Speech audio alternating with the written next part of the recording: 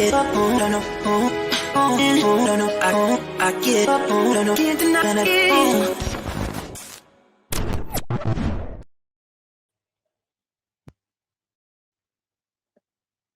Excellent. Good morning and welcome to the United Kingdom and Central and Eastern European PropTech Forum organised by the Department of International Trade. My name is Elvin Box, and I am the chair of the London Construction Excellence Club, and I shall be your moderator today.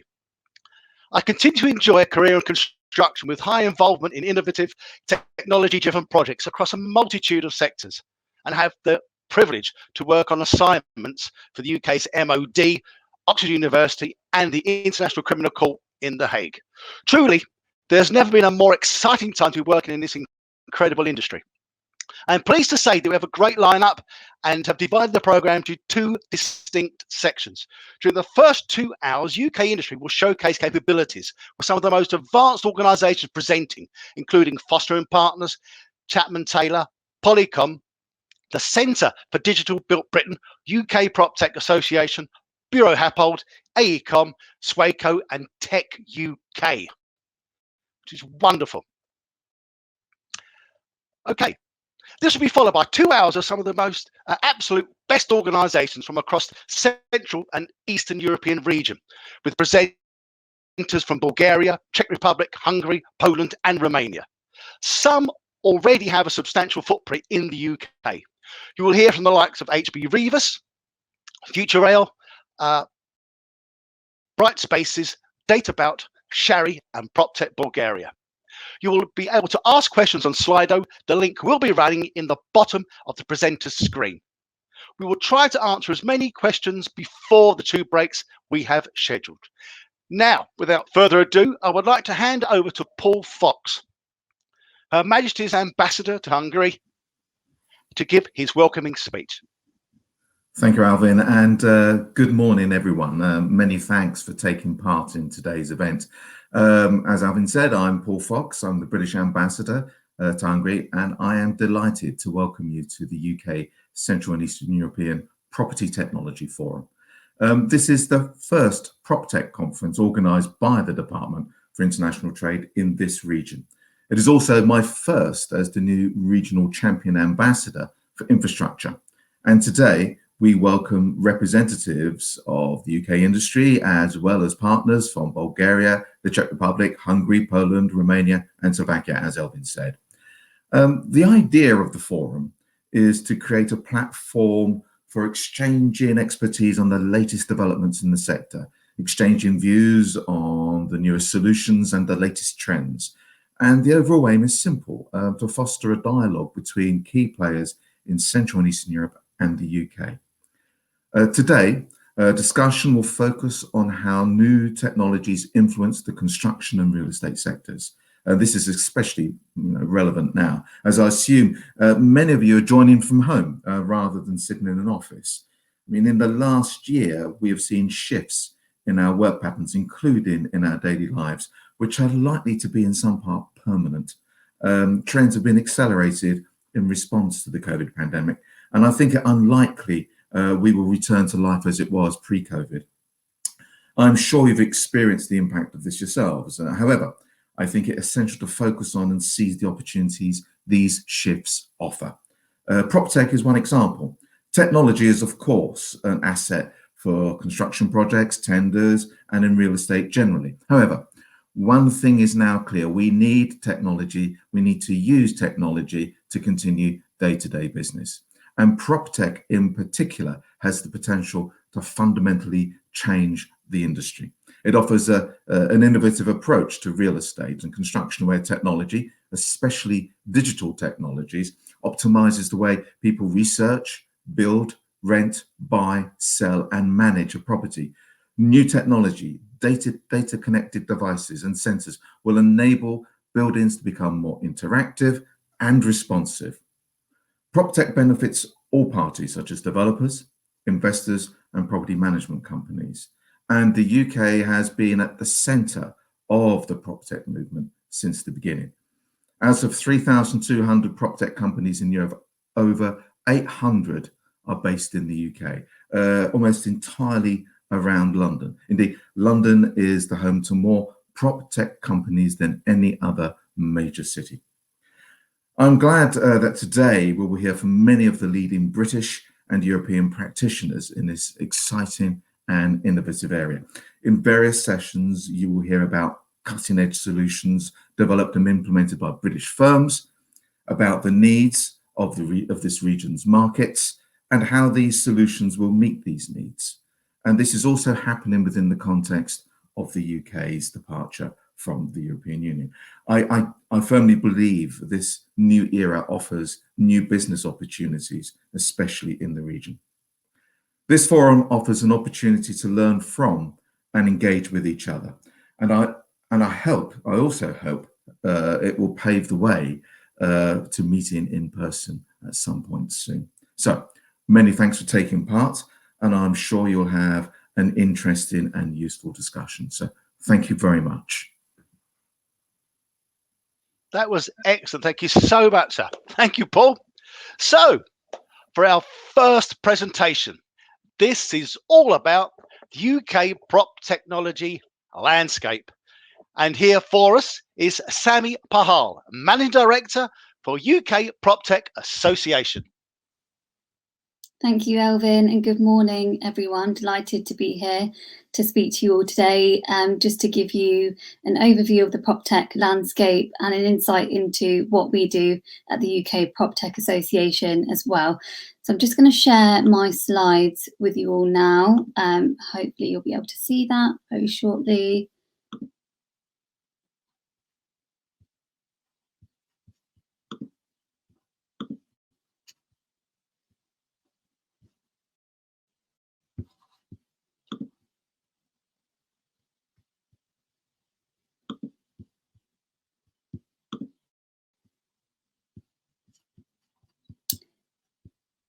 Okay, so you should all be able to see my slides in just a moment. Okay, so what is it that the UK PropTech Association does? So we've been around since 2017, and I'll give you a brief history of where we've come from and where we've got to today. But generally, our mission is to drive digital transformation of the UK property industry by promoting engagement between the key companies within the ecosystem, so the PropTechs and the property businesses, and creating an environment that's conducive to PropTech innovation as well. So when we launched in 2017, it really came about as the founder of UKPA at the time was working as a consultant. He was advising property companies on how they can digitally transform and how PropTechs can go to market and best engage with potential customers. At that time, digital transformation was a new sort of term that was being thrown around, and PropTech was finally being taken seriously. In 2018, we decided to become a not-for-profit in order for us to really be able to support the industry with no sort of commercial incentives. And we appointed our first UKPA board as well, in order to have representatives from across the industry help drive what we do and how best we can support our members. In 2019, we then decided to completely rebrand the association and relaunch. And for the first time, we invited property companies and technology investors to join the membership and be part of our community that we had created.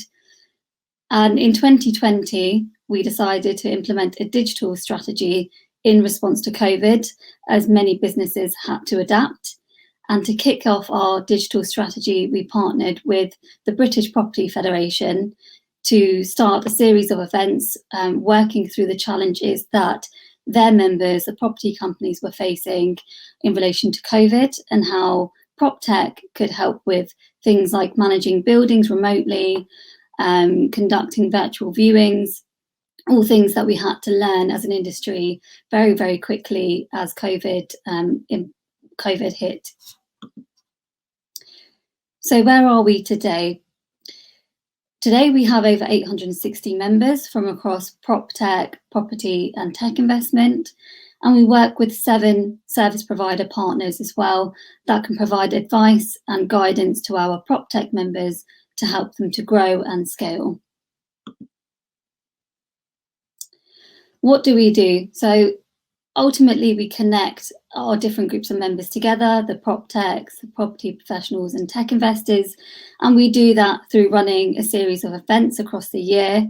And these can take the form of seminars or now webinars, roundtables, in-person pre-COVID and now virtual, and member meetups. So despite the impact of COVID, we've still been able to bring the community together, help our PropTechs position themselves as thought leaders in their space and benefit from promotion and engagement with potential customers, and allow the property members that we have to continue their understanding of how PropTech is impacting them and their particular area of the property life cycle.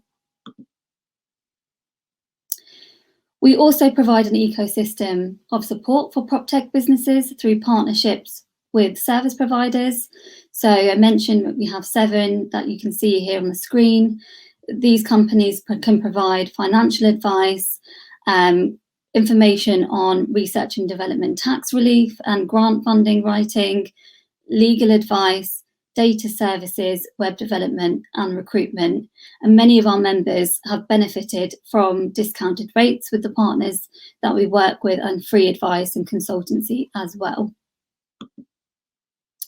Thirdly, we represent the interest in regards to policy and legislation and work to break down barriers for technology adoption. The government in the UK, fortunately, is very much backing PropTech, particularly in areas where they think that PropTech can help meet UK-wide challenges, such as the housing crisis, and I'll explain a bit about that shortly.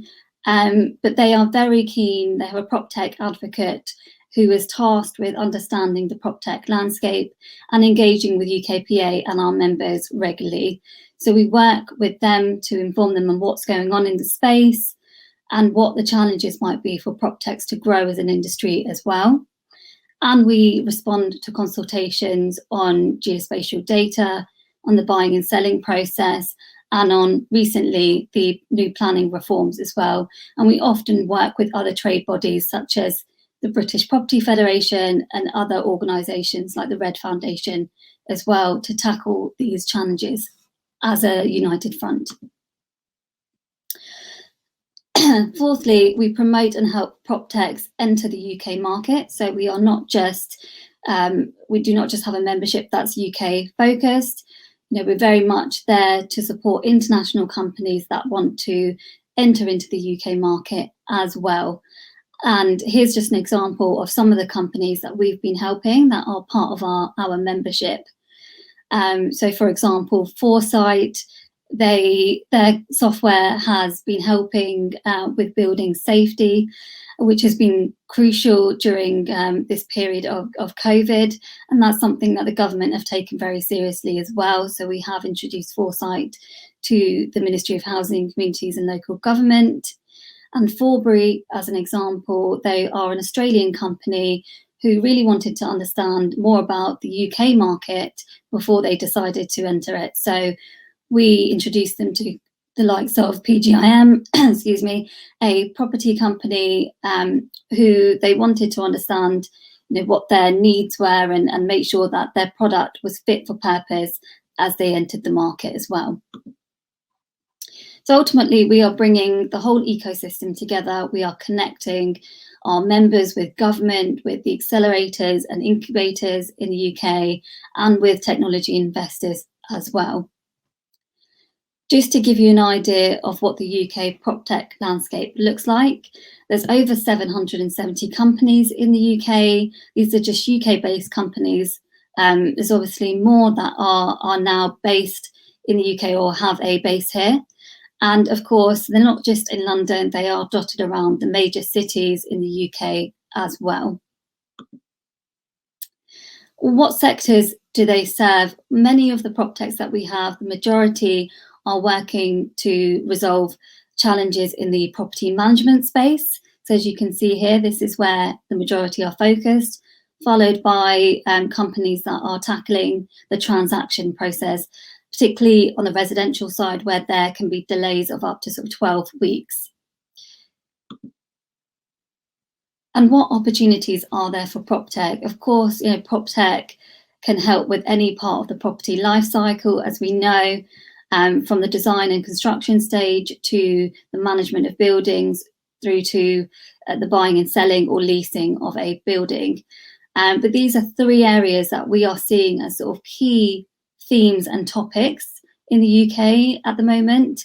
The housing crisis is something that has been talked about for many years, and we are yet to solve as an industry. And there are many areas here that we're seeing PropTech or construction tech can help with. So that includes modern methods of construction, alternative financing platforms like peer-to-peer lending, and new digital planning tech as well. Now, achieving net zero, that's something that is not unique to the UK, of course, but is currently a massive focus for the UK and particularly the real estate industry, where we know buildings contribute 40% of carbon emissions. And there are many ways that PropTech can help with achieving net zero, but we really feel that technology can help ensure the real estate industry takes a more holistic approach to that, from looking at the construction and design of a building, the materials, through to actually optimizing the building and thinking about the data that's being captured across the whole life cycle as well. And thirdly, productivity is something that any part of the real estate industry can benefit from by using technology. And we sort of look at this as the productivity of the building, the productivity of processes, and the productivity of the professionals within this space. Here are also just some examples of some of the members that we have as part of our community. Now, GBuilder can tackle all three of those areas that I've mentioned just previously. So their solution helps developers and construction companies. They can speed up the development process by streamlining the processes, and therefore help developers build more quickly and more efficiently, whilst building sustainably as well, and ensuring that those within the process are productive. They launched in Finland in 2014 and recently raised 2 million euros and subsequently joined UKPA as gold members. And we are now here to sort of help them raise their platform and get in front of the right clients. Demand Logic, their solution specifically focuses on building optimization, reducing the energy consumption of a building and therefore energy costs. And what they're doing directly impacts the sustainability of the building and helps companies reach their net zero targets. And they, as a result of their solution, have been recognised by the UK Green Building Council and industry experts, and their solution has been recommended. And of course, they won the UKPA PropTech Awards in the Tech for Good category. Lastly, Coyote Software focus on property management. They have taken a very collaborative approach, and since joining UKPA at the beginning, when we first launched in 2017, they have really got actively involved in our network and have integrated their solution with other PropTechs that are part of our community as well, including Infobode, Yardi, and MRI. They are quite unique in that they were built by a real estate company, M7, in 2009, and have since achieved significant growth. So hopefully that gives you a bit of an idea in terms of what we do as the association and what some of our members are doing.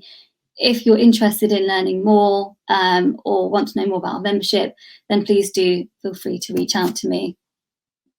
Thank you. Thank you, Sammy. Did you enjoy that? Yes, I did. It's a great job, Sammy, great job.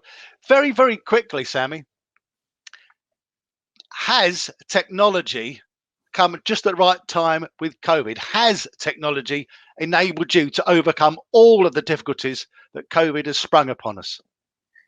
I think there are certainly some key areas where PropTech has been able to help, and that's something that we focused on when we launched our digital strategy last year, because many of our members adapted their solutions to actually fit the challenges that were happening. So things like being able to manage buildings remotely. You know, for the first time, property companies, property managers weren't able to send people in to do the standard checks that they would usually do. And as a result of that, they had to use technology. So I think it's really we've seen a significant drive for technology adoption because of the challenges that COVID has presented. Excellent. Well, it's good to see you and to hear you, Sammy. And you, may Elvin. the association continue to bloom and grow. And thank you for everything this morning. Thank you, Sammy. Thank you, Elvin. Thanks, everyone. Okay. So that was Sammy. Our next speaker is coming up any minute now. This is all about the National Digital Twin Programme, and to tell us all about it, we are delighted to introduce to you Mark Enzer, Digital Director, Centre for Digital Built Britain. Thank you, Mark. Thank you very much, Elvin. So likewise, if I can just share my screen, I've got some slides to share with you. So here we go.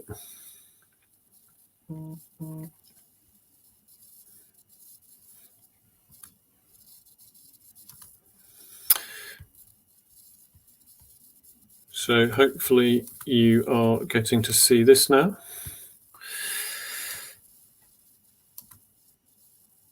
Elvin, could you just confirm that you're able to see that? Yes, indeed. Fantastic. That's beautiful. Thank you, Mark. That means we're all go. So yeah, good morning. Thank you very much indeed for inviting me to share about the National Digital Twin Programme with you. I'm Mark Enzer. I'm the head of the National Digital Twin Programme at CDBB.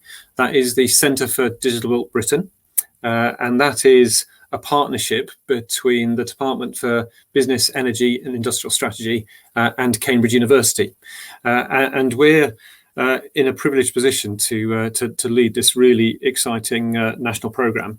And I'd like to introduce it to you. There's not a lot of time, so I'm going to scoot through it pretty quickly, but hopefully it will give you a taster of what the National Digital Twin Programme is all about and how it relates to the whole of the built environment.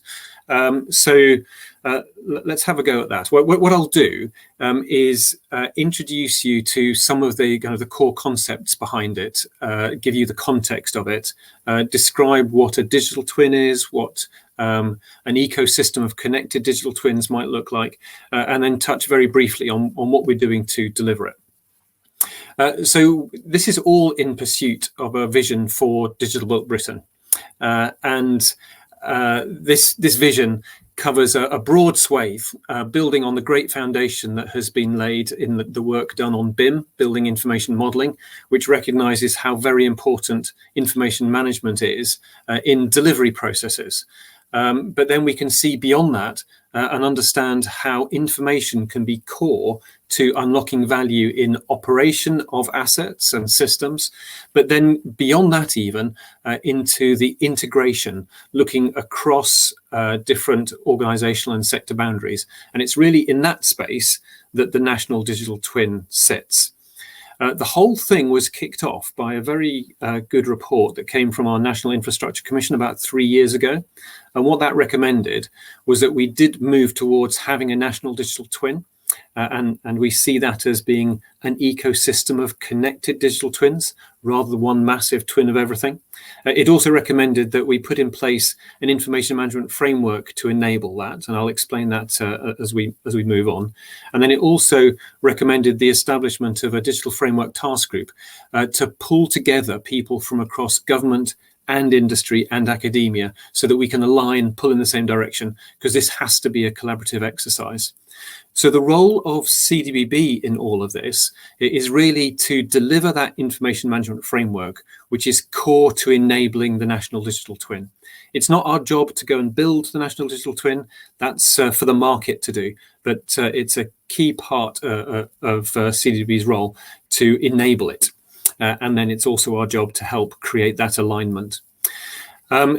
We see massive benefits of the digital twin, of individual digital twins and connected digital twins. Essentially, it comes down to making better decisions faster, and those better decisions leading to better outcomes. But then we see those better outcomes leading to benefits across society, the economy, business, and the environment. So some context for it, and some kind of key bits of thinking that lead into the way that we're considering the National Digital Twin and what it's all about. So I guess the first one is to be describing the built environment as a system of systems. What this slide also does is indicate the scope that we're working with, because we are bounded within this frame of the built environment, which we see as being economic infrastructure. So that covers energy, transport, water, telecoms and waste, and also social infrastructure. So hospitals and prisons and schools, and residential buildings, commercial buildings, industrial buildings, all of which really only make sense and work when connected in with the economic infrastructure. And then all of that interfacing in interesting and complex ways with the natural environment. And so we see these layers as all coming together in the built environment. So we can therefore recognize the built environment as a system of systems. And it's really only when we see the system that then we can start managing it as a system and start imagining cyber-physical systems. So this is really thinking about applying the thoughts, the kind of the concepts of the fourth industrial revolution to the built environment. And I guess the essence of that is recognizing that digital assets are genuine assets, and where we bring digital and physical together, that there we can unlock value. And so this is very familiar concepts in manufacturing, but a relatively new thinking to the built environment. So what we're doing with the National Digital Twin Programme is really bringing this kind of cyber-physical view to the built environment. But it's only when we see the whole system that we can then unlock the whole value. It's not just about delivery of new assets, it's about the operation, maintenance and use of existing as well.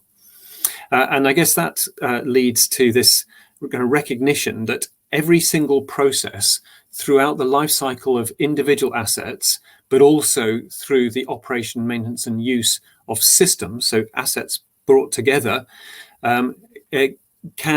all of those processes include important decisions. And the focus of digital twins is to help make those decisions better and faster.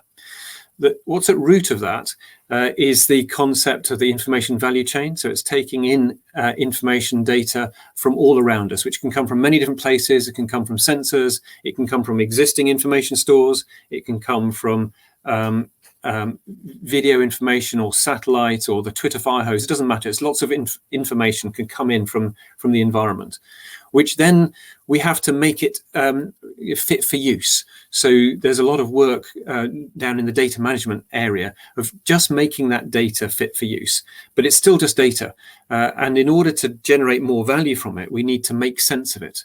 And that sense making adds value, but generates insight. And we can see that insight has more value than the data on which it's based. And then we can use that insight to make the better decisions. And then the better decisions can lead to better interventions, and the better interventions lead to the better outcomes. So here we have that complete connection from data to outcomes. But what's in the middle of it, the thing that unlocks the value, is making those better decisions. So that's also good and so theoretical, but that's effectively what a digital twin does. A digital twin, at its most simple, is a digital representation of something that's physical.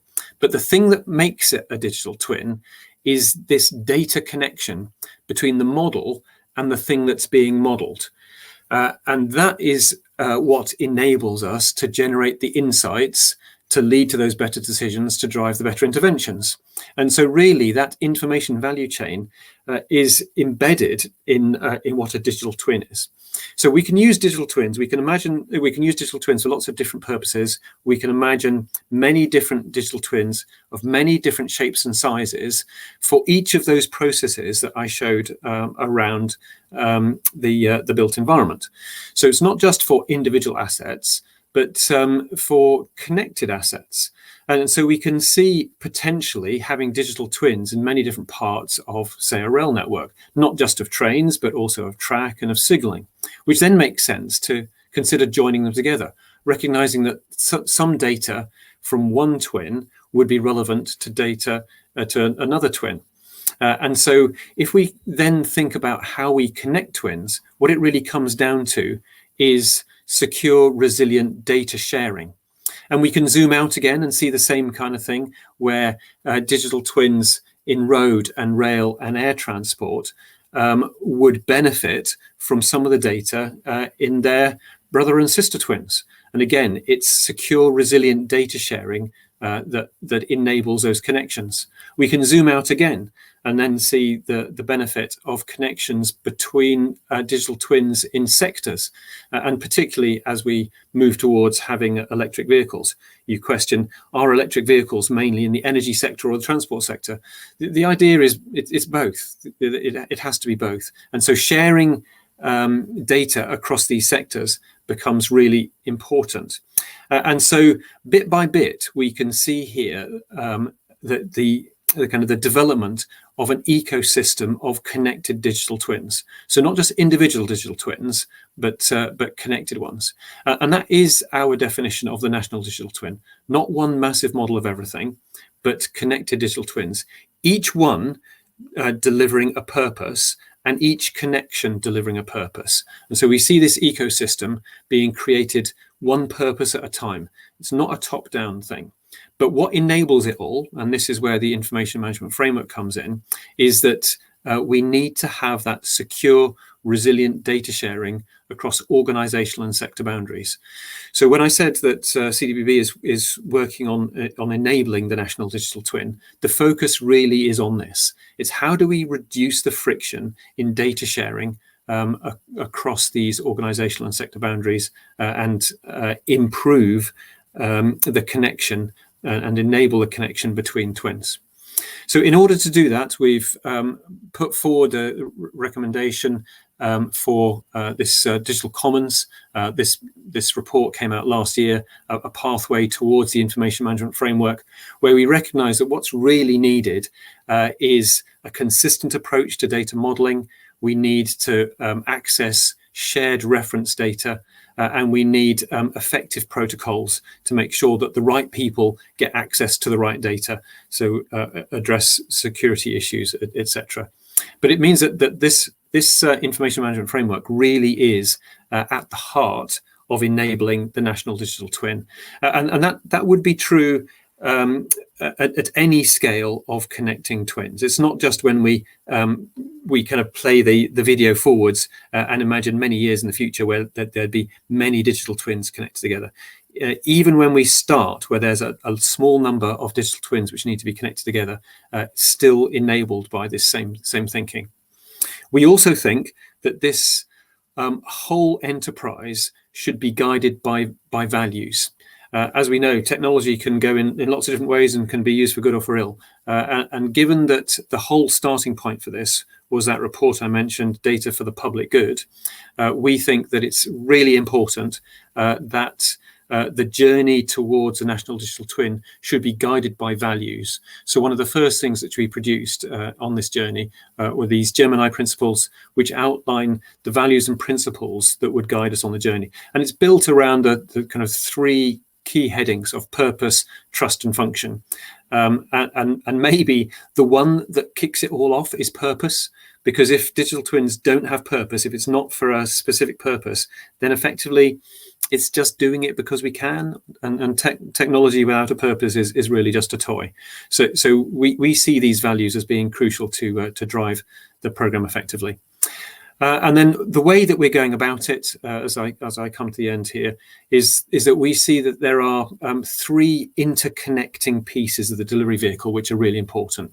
There's bringing the community together who are interested in digital twins, who are going to own digital twins, who sell products and services in digital twins. That community needs to come together. So we've established a digital twin hub that does exactly that.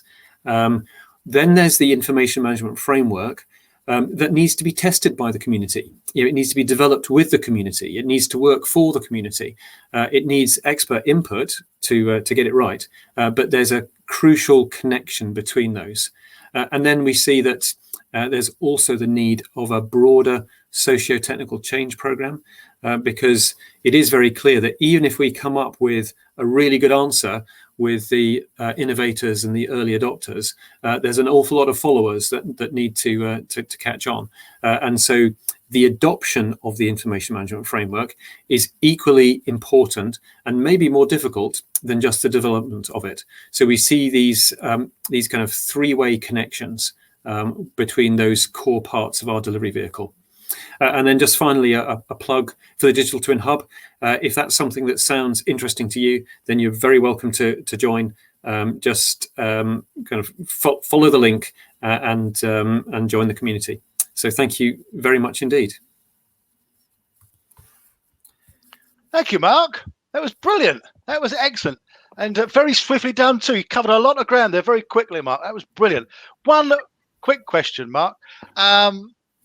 Is the UK digital twin, but I think I'm right in saying is that you would absolutely adore as much international participation in the hub that you've just mentioned as is practically possible.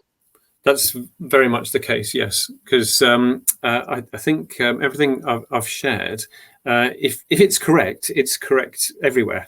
So it makes no sense just to kind of be doing this in one place, but be separate from somewhere else, because information is brilliant at breaking silos and enabling this kind of connection and integration. So yes, it has to go much broader than just the UK. So as many people as possible, once they've finished today, they get involved with the hub, the better. Yes, indeed. Absolutely. Thank you so much, Mark. It's been a pleasure to have you. Really grateful. Thank you, Mark. Okay, ladies and gentlemen, and everybody out there, that was brilliant. That was Mark Enzer. So next up, number 3 this morning. This is all about TechUK. And here, ready to tell us all about it, is Tom Henderson, Program Manager, Smart Infrastructure and Systems Guy at TechUK. Take the floor, Tom. Good morning, all. It's a pleasure to be here today, and thank you, Elvin, for that kind introduction.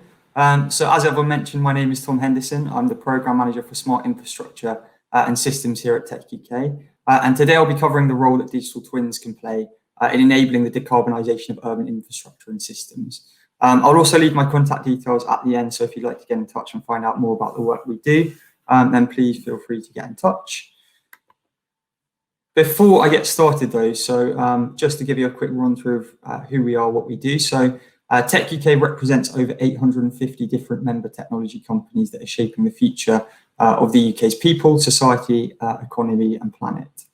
We work with member organisations to influence the development of government policy, drive the conditions that enable technology markets to grow, and we provide a bridge between cutting edge researchers and industry. And over the last year, what we've been doing is initiating a new work stream dedicated to understanding the dynamics of the UK's digital twin ecosystem. And in March 2020, we formed the UK's first interdisciplinary cross-market digital twins working group. And the aim of that group is really to drive connections between leaders at the forefront of developing, adopting and using digital twins in a wide array of different sectors. And during our initial phase of engagement, so the first year of this group existing, we've conducted over 20 workshops and interviews with members and stakeholders across the ecosystem, and that's really built towards the development of a landmark report known as Unlocking Value Across the UK's Digital Twin Ecosystem. And I'll provide a link to that as well later on in this presentation. To give you a sense of what's involved in the report, though, so within the report, we seek to drive national level consensus around the terminology, principles, principles of adoption, the prizes associated with digital twinning, and the next steps that the UK government should be taking to trigger the adoption and diffusion of digital twins. And the report is aimed at a non-specialist audience. So if you're unfamiliar with the concept of a digital twin, you should be able to pick up the report and gain an understanding of what's involved. But notably, one of the core prizes that we draw out in the report is the role that digital twins can play in decarbonising the UK's economy, society, and planet. So that's the focus of my presentation today. How can we use digital twins to decarbonise, particularly within the built environment context?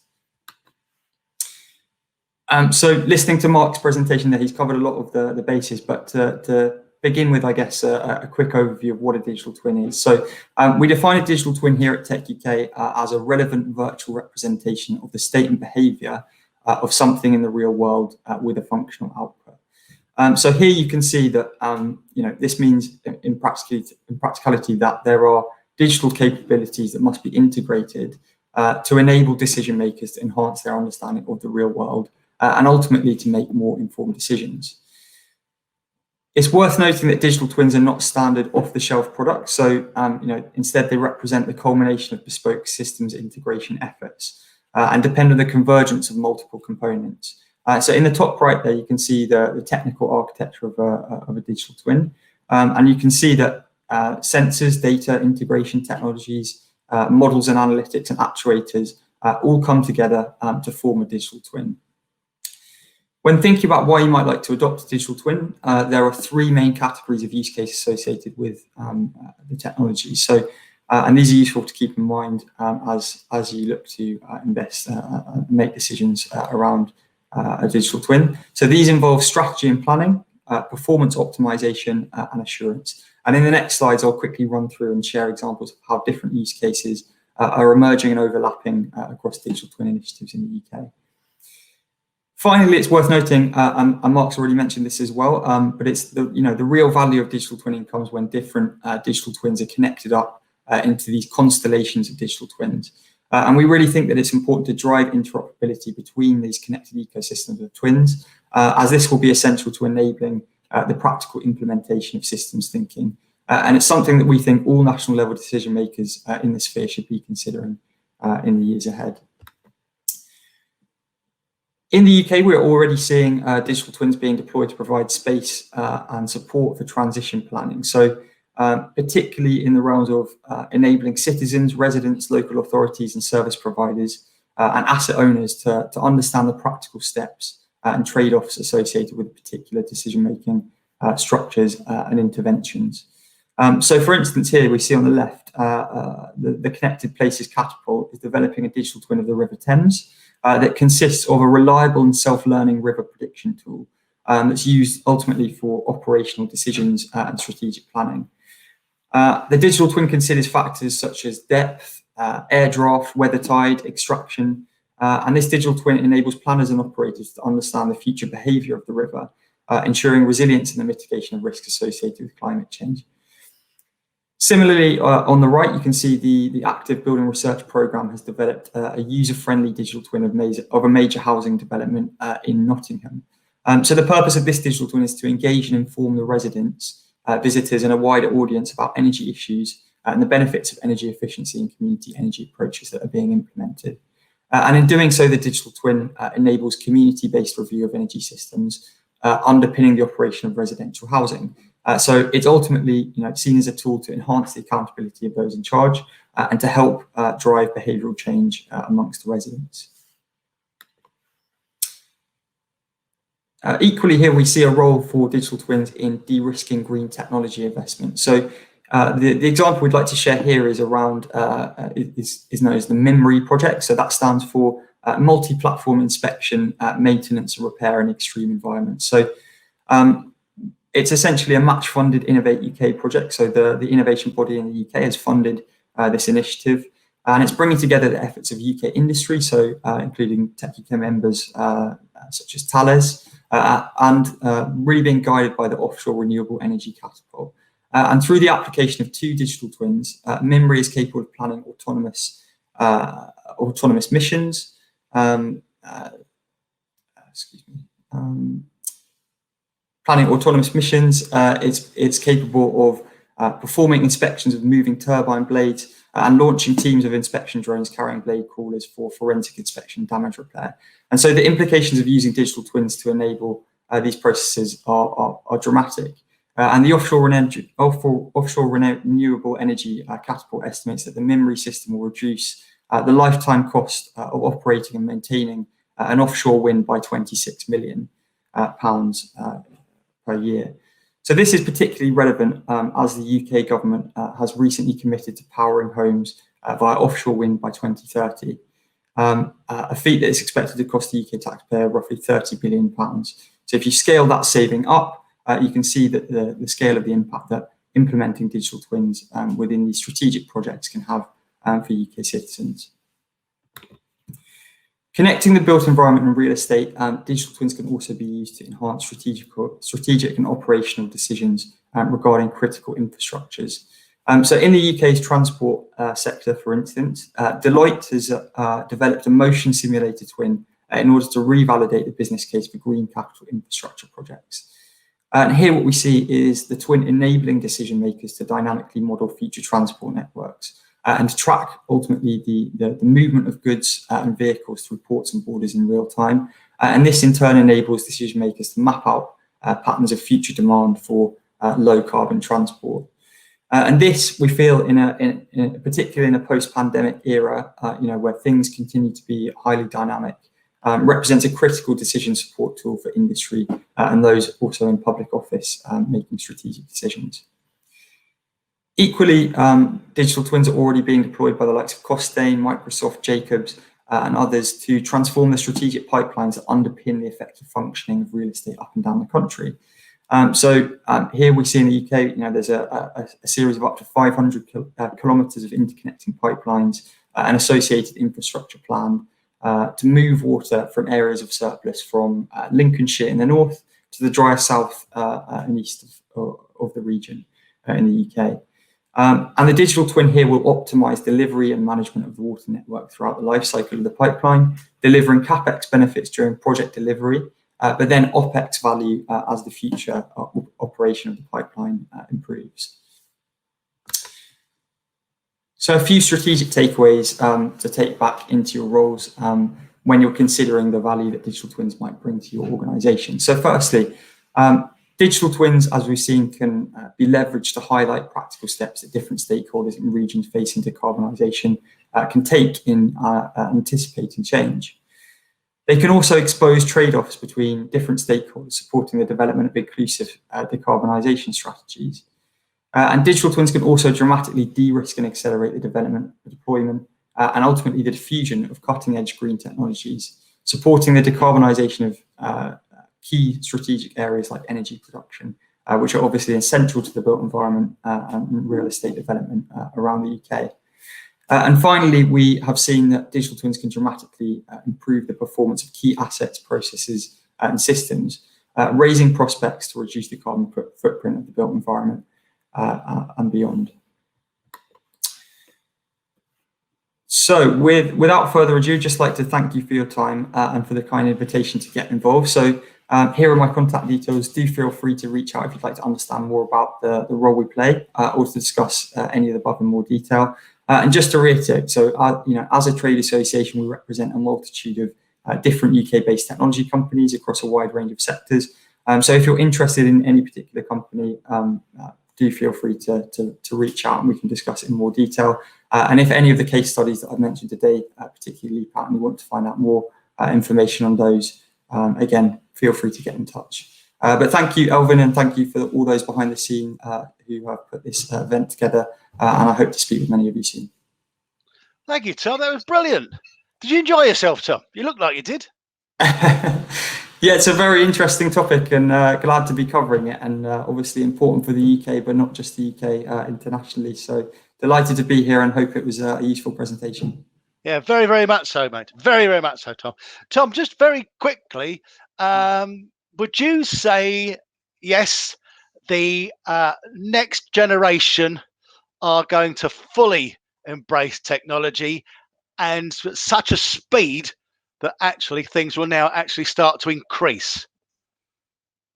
Yeah, I think it's a sort of dual appetite, I suppose, from my end. So I suppose we can see, people growing up the next generation tend to have a higher competency, naturally in terms of technology because they've been growing up with it. And equally, I think there is a growing sort of moral consensus within the younger generations around the need to decarbonize and the need to embed sustainability in everything we do. And so hopefully the two will, converge and come together, and we can use digital technologies as a means to achieve that aim of sustainability longer term. Thank you, Tom. That's a very positive note to finish on. Thank you. Have a good day, Tom. It's been great to see you. Thank you. And you, thank you. So we're back. Thank you all so much for joining us for what has been so far absolutely brilliant presentations. Absolutely brilliant, which they are sure to continue. Sure to continue. Okay, our fifth presentation is this: transitioning to net zero. Here to provide the explanation is Alasdair Young, partner of Buro Happold. Alasdair, the floor is yours, my friend. Morning, Elvin. Hello, everybody. Thanks for your time this morning. I'm just going to share my slide deck, hopefully.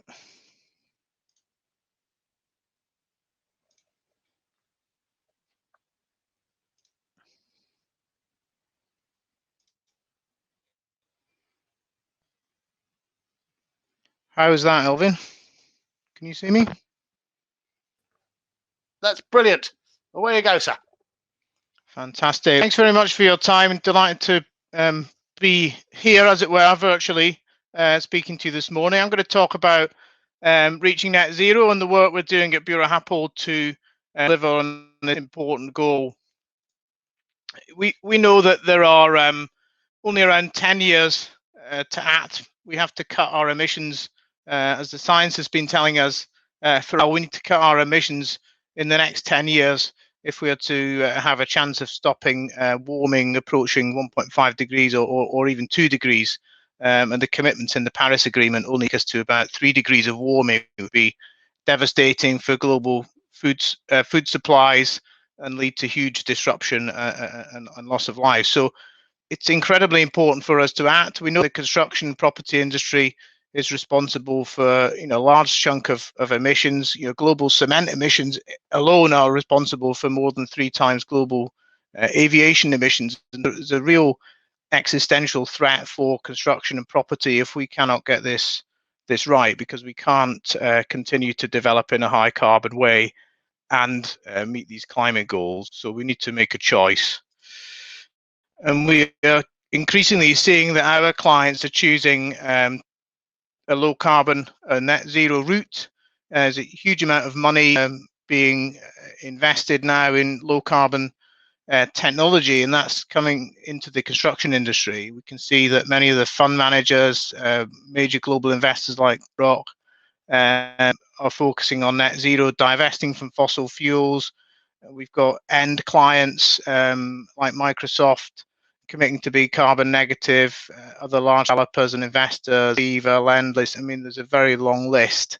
And we have been part of that movement at Buro Happold, signing up for the Clean Construction Declaration, for example, and part of a drive by many of the professional institutions to aim for net zero in the work that we do. If we're aiming for something, we need a way of measuring it. We're an engineering practice, and therefore we like to put some rules and some numbers around this. And we've been working with the UK Green Building Council to help define what a net zero building project would look like. And this is something that is being supported by the World Green Building Council. And the two main things, the first one, which I think is really important to focus on, is reduce emissions from the actual construction itself. So we've been focusing on reducing operational energy in buildings for at least as long as I've been in the industry. And that is important, but as I'll show you shortly, reducing emissions in construction is equally as important, particularly as new buildings become more and more efficient. That's not to say that that part is not still important. So designing efficient buildings, maximizing the use of on-site renewables, and then offsetting the remaining emissions from those buildings, preferably through the purchasing of high quality renewable energy, particularly where it can be new build renewable energy, wind, solar, other sources, gives us a route to net zero for the construction industry. What a big change. I think it's fair to say that the pandemic has shown us that rapid change is possible. It's really accelerated some trends that we had been seeing around remote working and technology, but it's also seeing massive changes in cities. This is something we're seeing, particularly with cycling infrastructure, for example. Paris has built 50 kilometers of cycle lanes and is planning 650. Relatively unthought of to do that at the pace of change that the pandemic has driven, and that 60% of cyclists in the roads of Paris have started that in the last 12 months. So change can happen, and it can happen much quicker than perhaps we think in the industry. So three action points from us to achieve net zero based on the work we've been doing recently. First of all, moving to renewable energy and decarbonising heat. I'm sure it's common across most of Europe that natural gas is the primary source of space heating. We know that that's no longer sustainable. We need to transition away from that. And for new projects, that's relatively straightforward to move to renewable electricity-based heating. For existing buildings, we need to do deep retrofits. And our experience is that drives really much greater commercial value as well as reducing emissions, because you're getting better space, people get higher productivity, you can charge higher rents, and that is a big driver for retrofit as much as the energy savings themselves. And then finally, we need to make sure that these things work. So we need to design for performance, and we need to reduce emissions in the construction sequence of projects. So I've got a few brief case studies which I'll touch on now from some of the work we've been doing across Europe in the last couple of years. This is a major new corporate headquarters in Northern Europe, and we originally won this as part of a architecturally led competition with Pelli to look at a new building, but actually when we looked at the site with the client, we saw an opportunity to make the entire site net zero, not just the building, and that was achieved by disconnecting from the gas grid and using renewable energy from the ground to do the heating and the cooling of the building.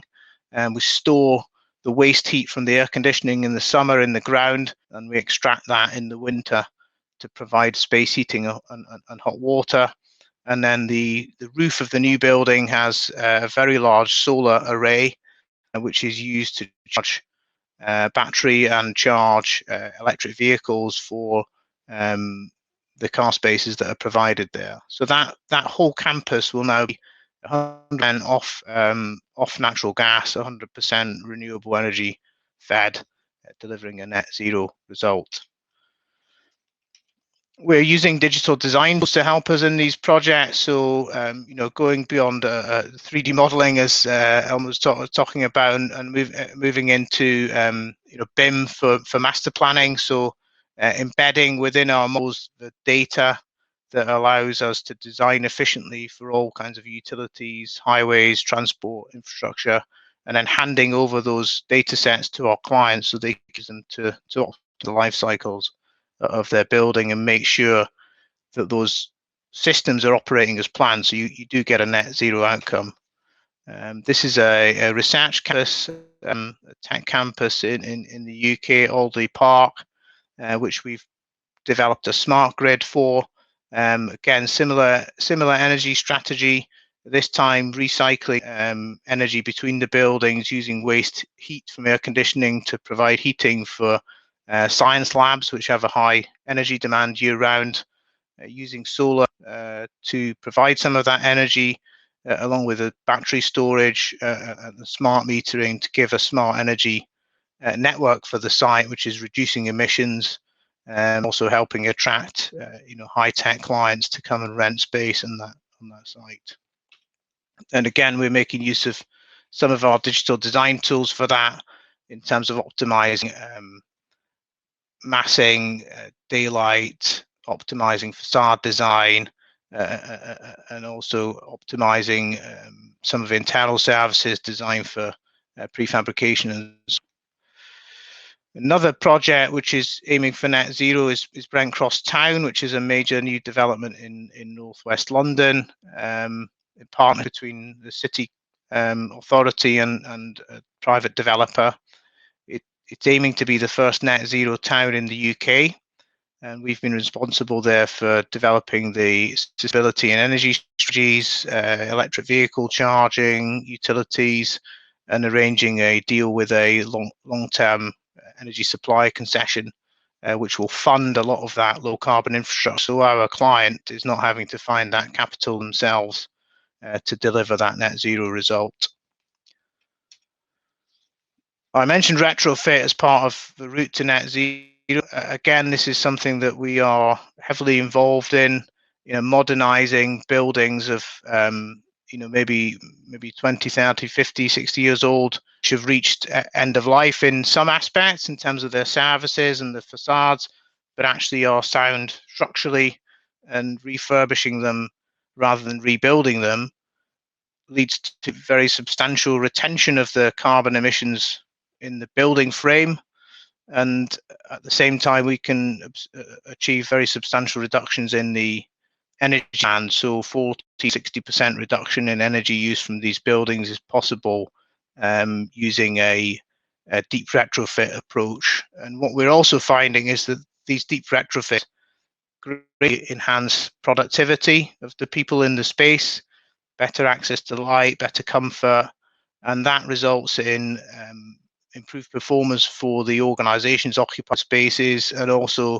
generates improved value for the landlords and the developers who have been, and the owner occupiers who have been funding that investment. So some fantastic stories there, which I think we need to see much more of in the industry, particularly as the pressure on emissions from new construction means perhaps more of a focus on refit and reuse.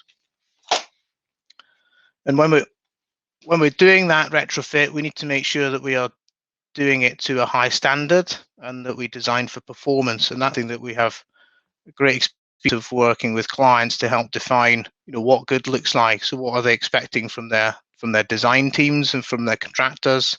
How will those buildings perform?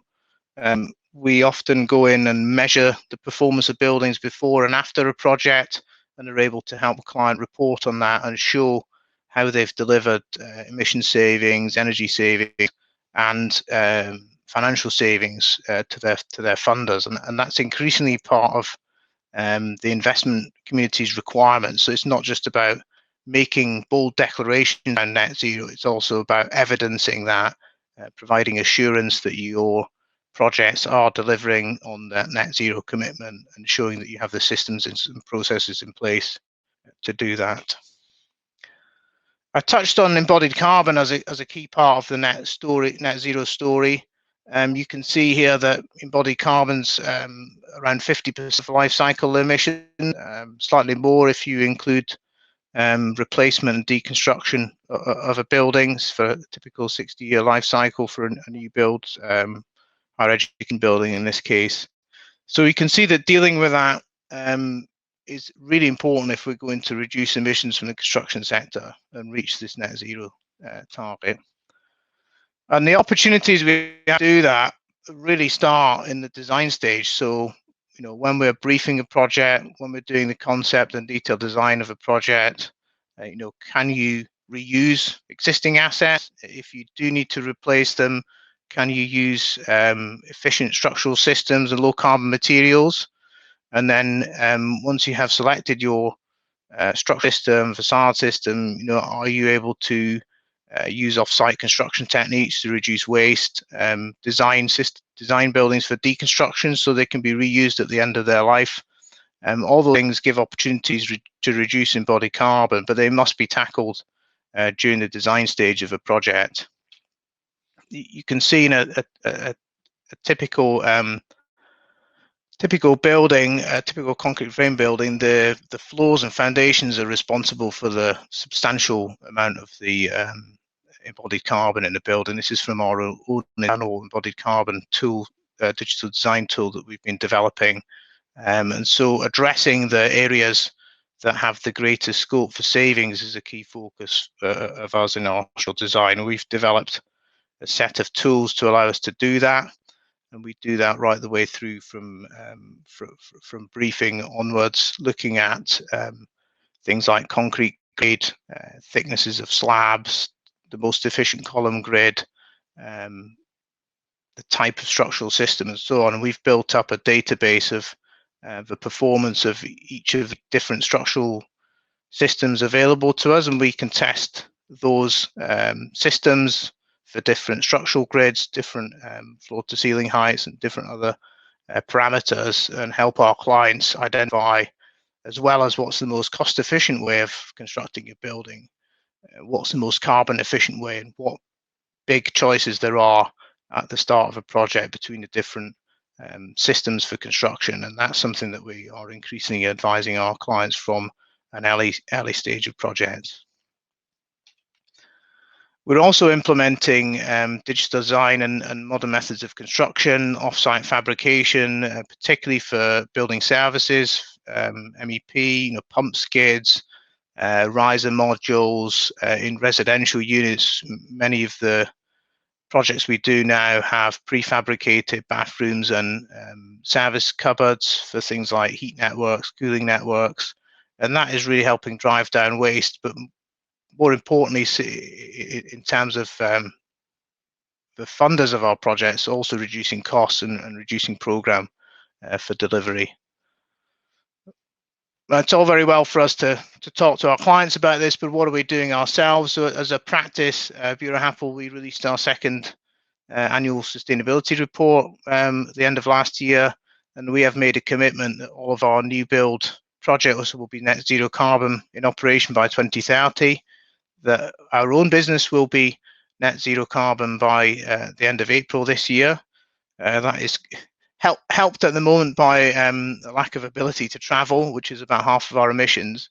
But we also aim in the longer term to reduce embodied carbon of all of the buildings that we do in terms of their structure and the infrastructure supporting them as well.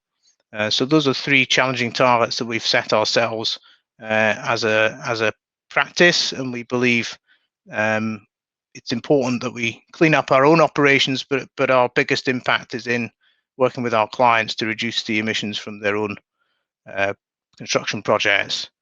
And as part of our role in this, we are working with a number of not-for-profit organisations, working with C40 on the Clean Construction Declaration, working with UK Green Building Council on helping define net zero carbon, part of the Construction Declares movement around the climate and biodiversity emergencies. And we are also active in Aldersgate Group, which is a business group for businesses who are leading transition to sustainable economy. So, something we are really passionate about at Buro Happold, and that's reflected in our clients, who range from city authorities, property developers, campus owner-occupiers, and others. And in this sustainability area, we have a body of about 200 people worldwide who are committed to helping clients achieve this net zero transition. And we would welcome a conversation with anybody who's interested in sharing our experience or getting some advice in this area. Please do pick up the phone or drop me a note. My contact details I think will be circulated after the conference, and I'll leave them in the last slide as well. And just to end on, some of the things we've been doing in Europe in this space, working with Foster's on the Warsaw Tower Q22, which is a project which achieved a very, very high BREEAM Excellent rating, with some really innovative techniques in facade design and so on, through to Überseequartier in Hamburg, which has one of the largest district cooling systems in Europe, and again is achieving very high performance ratings from BREEAM and highly efficient energy services there. So thanks for your time this morning, and do reach out to myself or my colleague who leads our team in Warsaw, Zbigniew. Be delighted to hear from you. Thank you again. I'll hand you back to Elvin now. Thank you. Thank you, Alasdair. That was brilliant. One quick question before you go and leave us, sir. Is retrofit, which you so beautifully articulated there, going to be something we can see more of across Europe? Yeah, I think probably in fairness, certain markets in Europe, we see a lot more of that. There's a much more advanced approach to energy performance contracting, for example, in many European markets. But I think what's interesting now is, we need to go beyond just changing the light bulbs and upgrading the motors and fitting double glazing. We need to be doing deep retrofit where we're re-engineering buildings. Yeah. But we needn't see that just as a cost. There's also a huge opportunity in that, because you can really transform assets to be much higher value with that investment, and actually the energy savings, the carbon savings are a result of that rather than an end in themselves. Superb.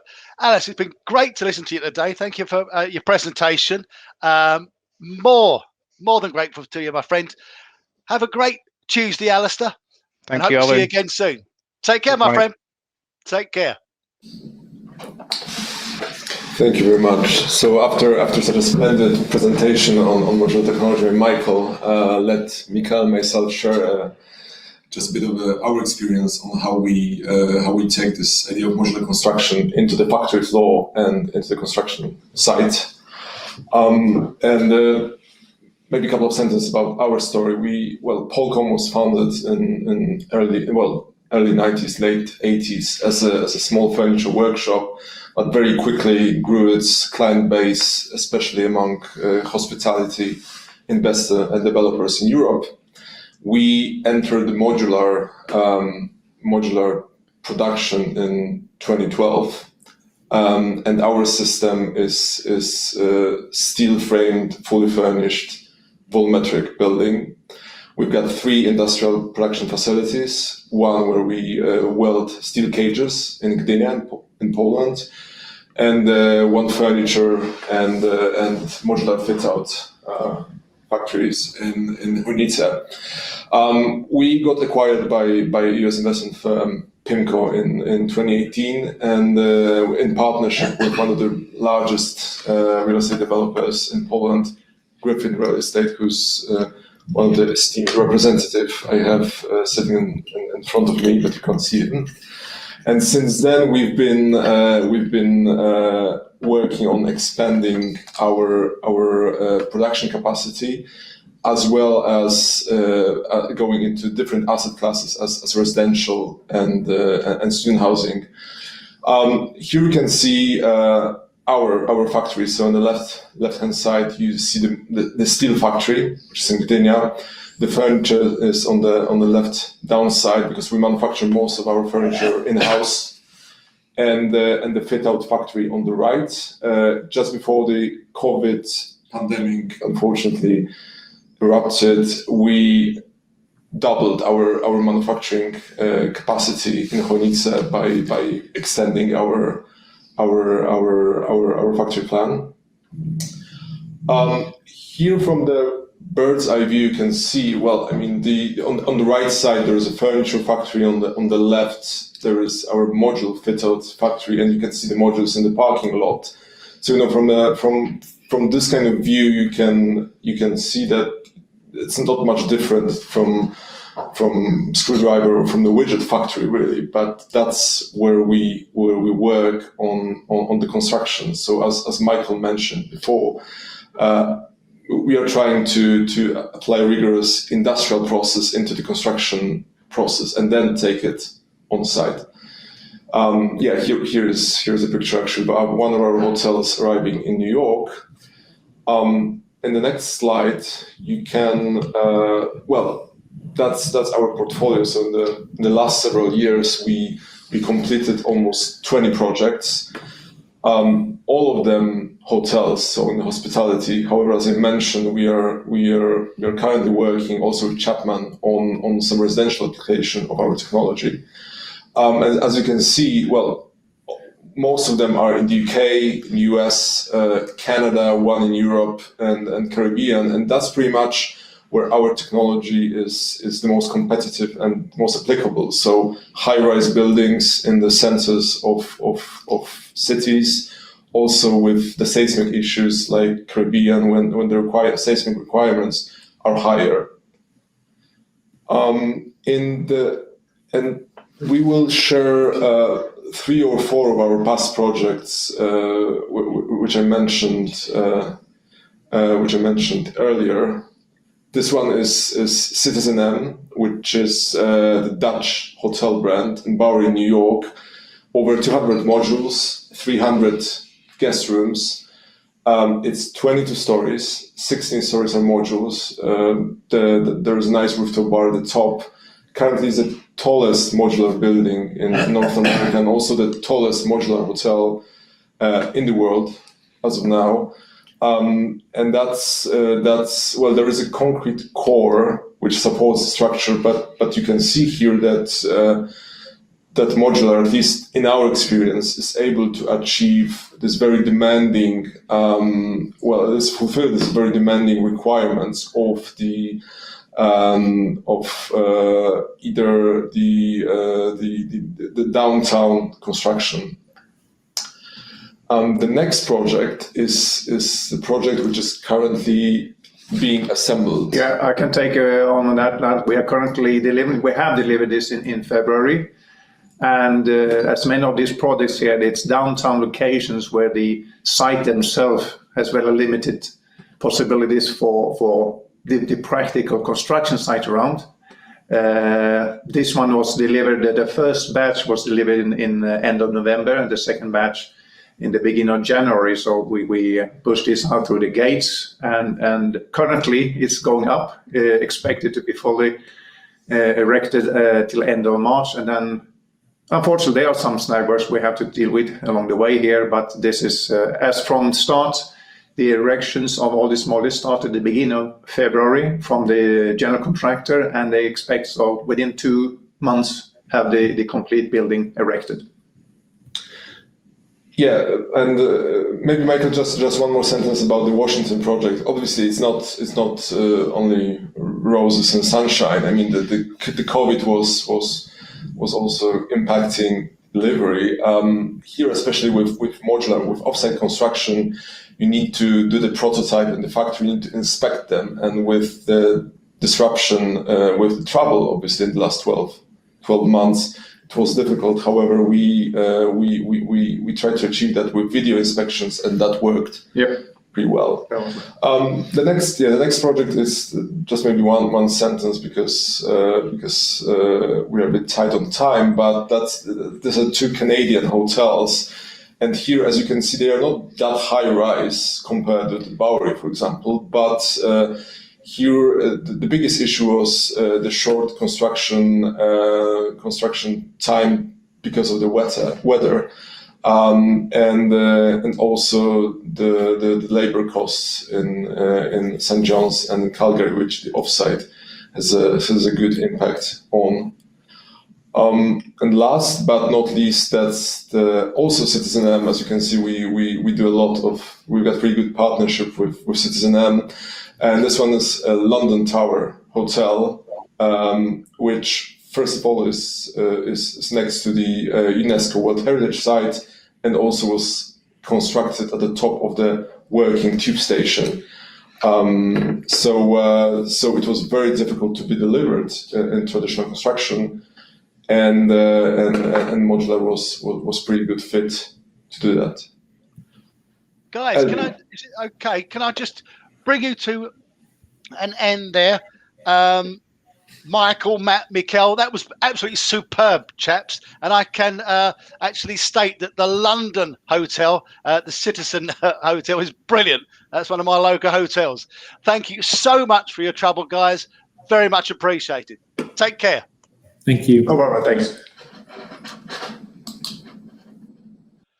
Excellent. So very quickly, number 7. Seventh presentation is design for performance in buildings. And it's to introduce you to Jeffrey Palmer, Director of Building Performance at Sweco. Take the floor, Jeffrey. Thank you very much. Hi, everybody. I've been listening to many of the presentations this morning, and just to let you know a few quick thoughts, I'm sure Elvin will sum up more, but key themes that run through my presentation that I'll just bring to you first. Collaboration, communication, and creativity will help our buildings be better.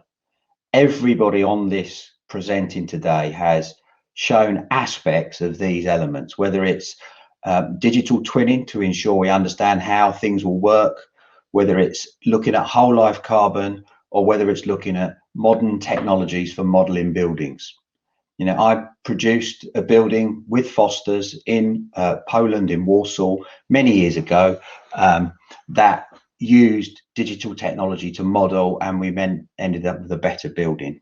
I will just share my slides with you, but I wanted to explain that first.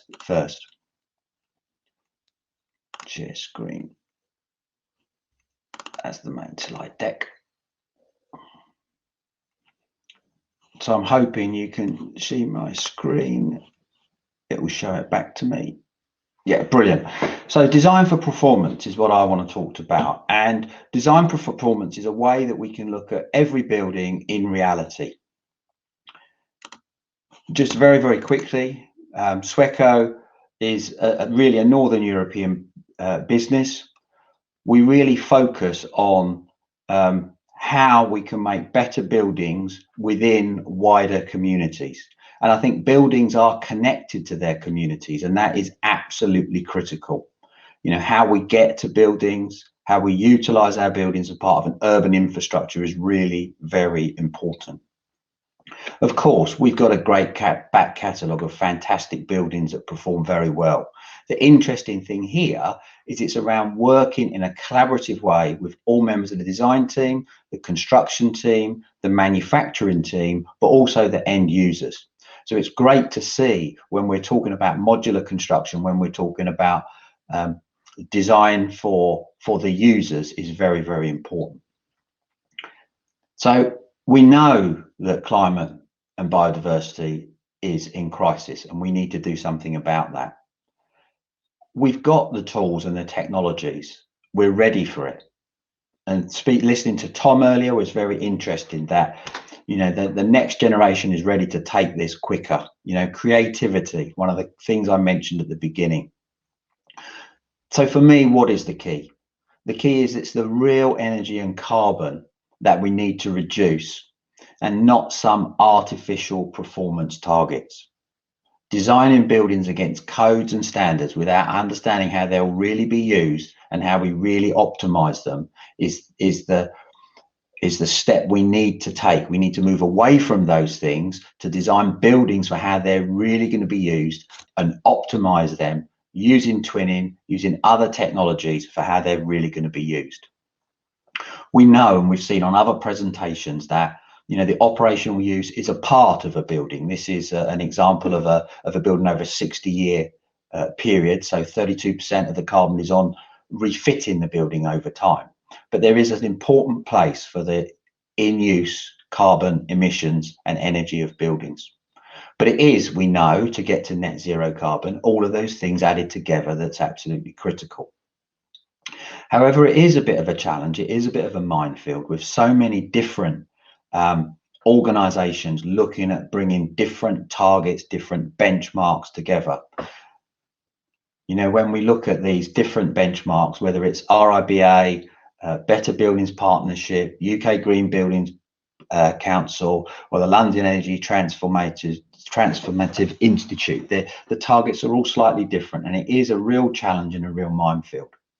But where I'm focusing my attention and my efforts in being a director of building performance at Sweco is to look at how buildings really perform in use and how we optimize that.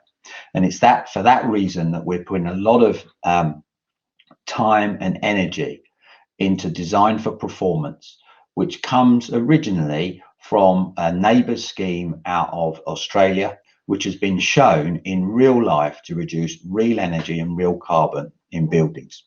It's a relatively simple scheme, and of course there's an accreditation, there's a set of stars, but the accreditation is all focused around real building use.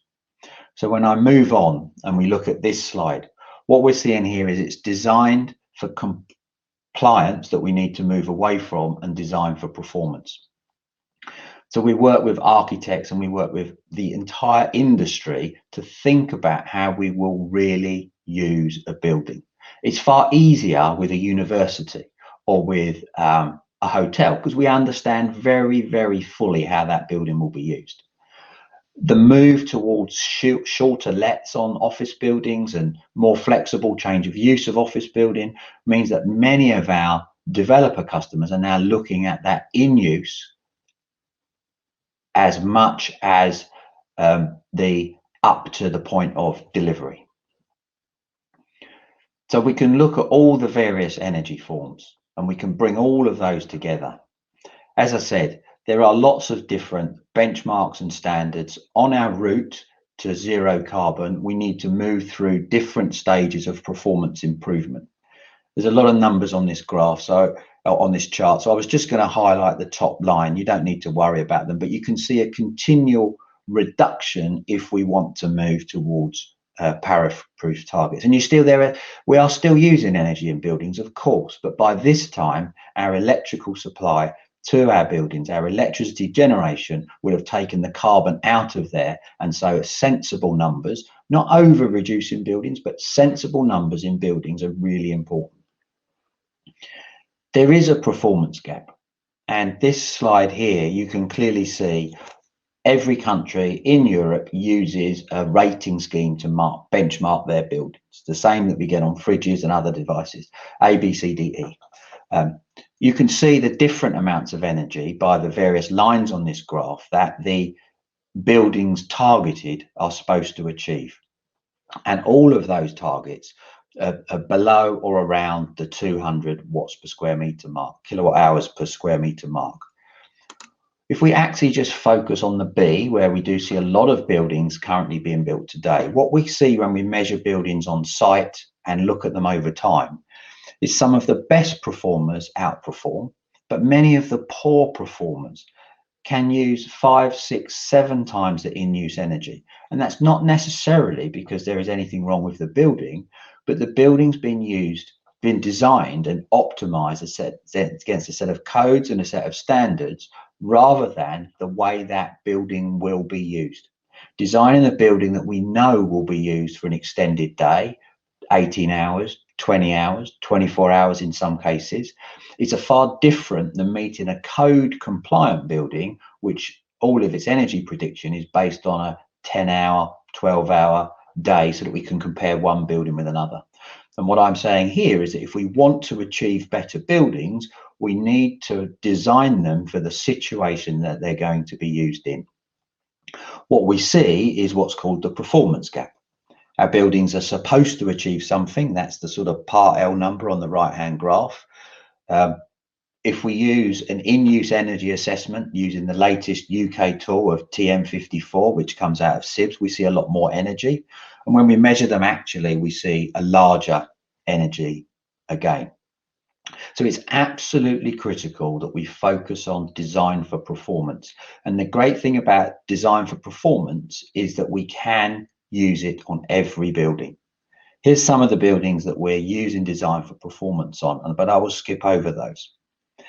So what I want to leave you with is that design for performance is absolutely critical if we want to achieve better buildings that reduce carbon. And what we now need to look at is how those buildings sit within their infrastructure, because buildings aren't standalone. And it is fantastic to think that if we can move towards the lower carbon infrastructure, more cycling, more green ways of transport, we'll end up with a better external environment, a lower noise external environment, where more cities will be able to open their windows and prevail of the fantastic opportunities that we've got in Europe for natural ventilation, increasing the well-being of people, decreasing the energy use of buildings, and removing some of the pollutants that buildings also add to our city centres. So designing our buildings for how they will actually be used is critical. And the design for performance tools, using some of the technology that we've seen Dan and Martha bring, using some of the digital twinning that we've seen Mark bring, are absolutely critical. One plug for Sweco is that we do run a series of urban insight reports that you may be interested in. If you just use your search engine to look for Sweco Urban Insights, you'll find a plethora of reports on all manner of urban issues, including transport, buildings and society. Design for performance, though, is a critical part of this, because it's designing our buildings for the people and needs of the users. And that, if we want better buildings as well, is absolutely critical. And that's where I'll leave it with you today. So the key thoughts from me are collaboration, communication and creativity, backed up by appropriate technology. And let's be clear, great designers, some of the people we've seen on these calls today, will have been using the best technology at their fingertips. But it's only by that collaboration and communication and understanding that everything is connected that we can continue to move forward at pace. Thank you. That was brilliant. Well done, Jeffrey. That was excellent. Very, very quickly, Jeffrey, because I know we've got another speaker coming on, but thank you so much for your talk. That was brilliant. Love performance versus compliance. Will that mean that we need to look carefully at our quality standards to ensure that we're pushing in the right direction? Absolutely. When I talk about it's all connected, everything is connected. And when we push in one direction, we find another weak link. So if we design the buildings properly and then we don't build them properly, that's the weakest link. Everything we do in buildings, especially energy, it's really lazy. If it can leak out through an easy way, it will do it. Excellent. Really grateful, dear Jeffrey. That was superb. Thank you so much. And have a great day, my friend. Thank you. Take care. Thank you. Onwards and upwards. Thank you very much, Jeffrey. This is number 8. The presentation is decarbonising the built environment. And here to run through the facts with us is Luke Aldred. Yours, Luke. Hi all, thank you, Elvin. And just while I bring up my screen, thank you also to my I'm delighted to actually follow my former colleague Jeffrey. So good luck to you, Jeffrey. Thank you for a really insightful presentation, and it's great to follow you. I'll be talking today about decarbonising the built environment. My name's Luke, and I work for Aecom. So just to give a quick overview of what Aecom is and what Aecom does. So we're a global consultancy, engineering consultancy, particularly strong in North America and Europe, as you can see there. Very strong in the UK, but actually we've got operations right across Europe, extending through Czech, Poland, Romania, Slovakia, and a number of other countries in the region as well. Consistently ranked amongst the best engineering firms and consultancy firms in the world. So delighted to be working for Aecom. And just a quick intro about myself. There's my ugly shot. I'm actually based these days in the Netherlands, having worked most of my career so far in the UK market, in the London market particularly, and I offer a range of services to clients right across sort of infrastructure decarbonisation. I run a forum on that topic. Net zero agenda is high up the list as well. Low carbon tech, renewable energy, and the like. So hopefully that stands me in good stead to talk to you today. First of all, why decarbonisation? Well, I won't dwell on this graph. We've all seen it before, but it's the very shape of that graph suggests that it's unsustainable. And for much of the last year, actually, and rightly so, for much of the last year, we've been focused on the COVID crisis, the tragedy of COVID-19. But one day, hopefully, in the not too distant future, COVID will be part of our history rather than our future, and we'll be writing about how it was done and how it impacted our history. Climate change, on the other hand, is not just history. It is sadly the nature of our future. It is the greatest threat facing our societies, our way of life. Science tells us that we have to address this, and the way to address it is really rather significant interventions and radical sort of movements towards a carbonless future. And after all, we're under treaty obligations. We have international treaties in place, all of which here in Europe, all of our countries here in Europe are subject to those international treaties. What are those treaties? Well, they take the form of COP, so Conference of the Parties. This is an international forum based around United Nations efforts to limit greenhouse gas emissions. COP number 3 was the first one which really took a household name. Kyoto, the Kyoto Protocol was the first international treaty to set legally binding targets on greenhouse gas emissions. More recently, the Paris Agreement in 2015 really tried to bring a wider range of countries into this effort to limit emissions, and by setting ambitions for more sustainable levels of warming of our planet, or rather acceptable risk levels, should I say. But increasingly, the Paris Agreement is seen as being inadequate. Is quite a difficult, challenging word, but increasingly there is more focus on the idea that actually we have to go even further than Paris, and that is why we collectively, as an industry, look forward to COP at the end of this year, COP26, which is being hosted by the UK and Italy in partnership with Italy in Glasgow later this year in November. Aecom is playing a part in that as collaborators and interested parties. So look out for us there.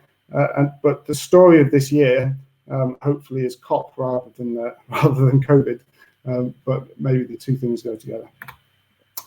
So what is happening? That's sort of the background. But what is happening? There's a race to net zero, and a lot of our presenters so far today have touched on net zero and have sort of shown that actually this is an industry.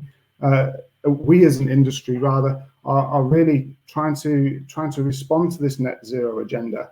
But broadly speaking, net zero is in principle is the idea that if you have emissions, then you try and remove them through either technological solutions or nature-based solutions. So we can plant forests, a very valuable role that they will play, not just in emissions, but also in biodiversity. But nature-based solutions are unlikely to get us to where we need to be. And so technological solutions, things like carbon capture and storage, will need to come into play. Increasingly, there are a number of countries that have legislated for net zero targets in the future. The UK is one of them. Hungary is one of them there. And that list is growing all the time. And there are proposals coming forward from the EU and from countries right across the world for legislation in this space. It's interesting, there are actually 2 countries in the world that have already achieved net zero. But if you dwell for a moment on the characteristics of those countries, it shows the scale of the challenge that we've got. Bhutan in the Himalayas and Suriname, a small island nation in the Caribbean, both very small populations, not particularly well industrialized economies, and blanketed in forests.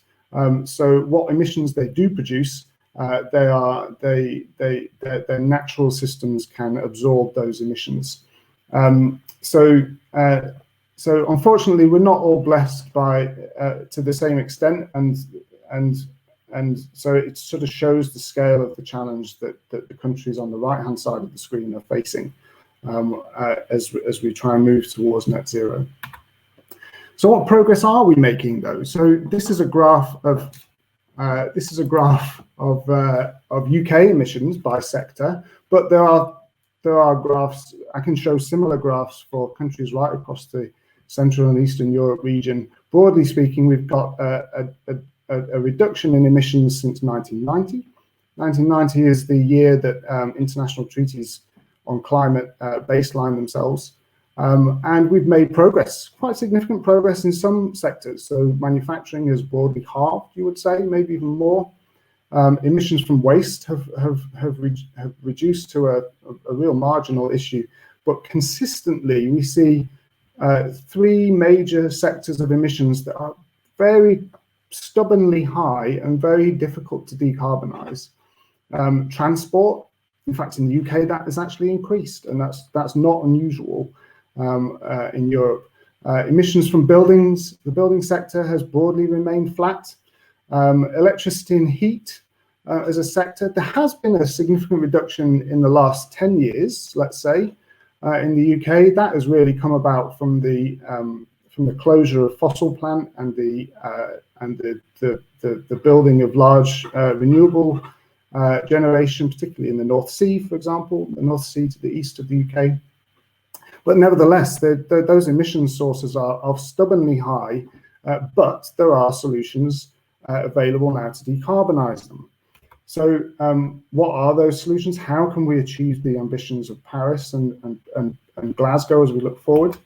Well, the answer, thankfully, is clean tech. I've been spending most of my professional life trying to demonstrate the advantages and the like of clean tech, and broadly taking the line of it's the good and proper thing to do. But what is truly exciting now is that many of these techs, it's actually the economic choice. That picture right in the center of the screen, that's a wind farm in the North Sea. You know, this is the lowest cost form of new generation on the UK's electricity grid. That's phenomenal.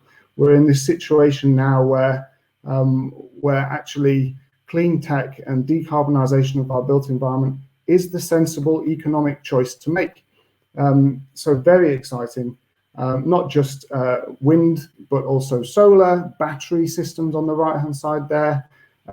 These developments can all power, for example, our race to own a Tesla and our decarbonisation of transport in our built environment.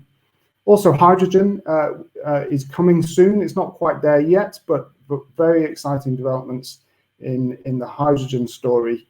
Expect that to play a very significant role in the future as well.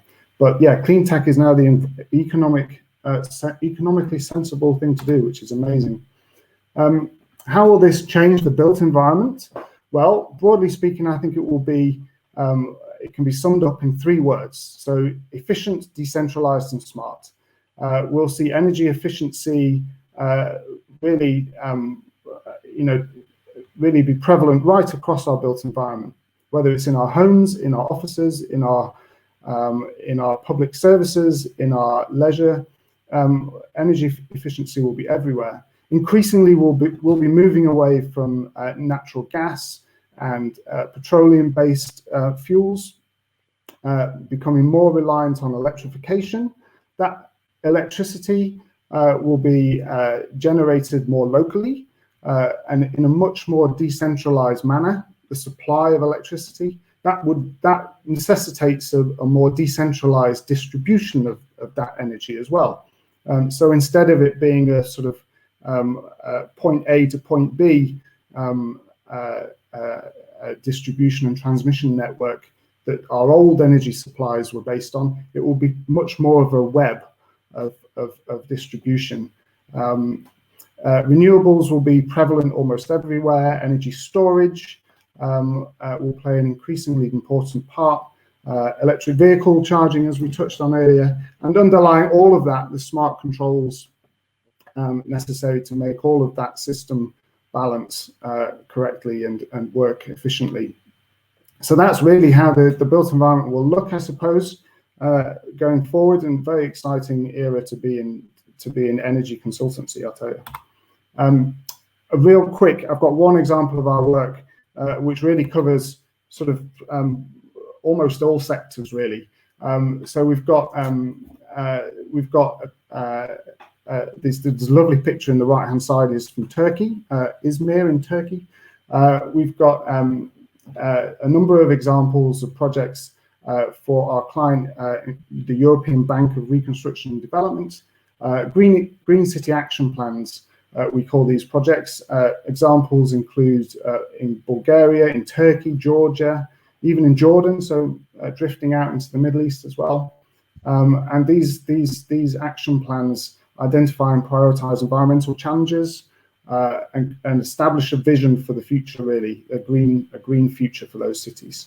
So I'm going to leave us there, and I'm going to say thank you, everybody, and thanks to my host, Elvin, who I think is ready to come in. Luke, thank you so much. That was wonderful. Speedy stuff, brilliantly put across. One quick question for it to go. Would you advise young, vibrant people to come into this industry right now? Absolutely. It's an industry which is undergoing massive transformation. We've seen for especially in the energy industry, and that's really my background. There's so much excitement in this transition to from an old fossil-based sort of supply system into a much more integrated, decentralized, renewable. All those exciting buzzwords. I could just there's half a dozen more, and it's such an exciting time to be involved in this industry. Thank you, my friend. Luke, great to have you with you. Please give our thanks to Aecom. Yeah. Have a good Tuesday. Good Lovely. to see you, Luke. Thanks very much. Thank you, sir. Okay. Bye-bye now. Take care. Okay, speedy stuff. And now for the Central and Eastern European perspective. It's our first presentation of this section today.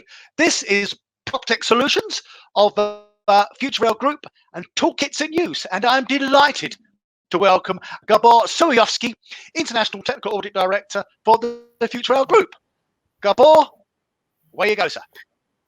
Hi, greetings for everybody. May I introduce myself? I am Gábor Szulyovszky. I'm working for Futureal Group, and I am the International Technical Audit Director of the group.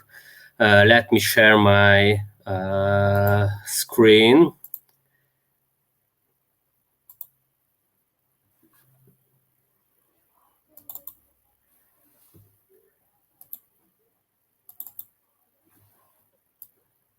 Is it working? Have you seen it? Not currently, Gábor. Let's. Are you sharing screen? Let's see how we can help you.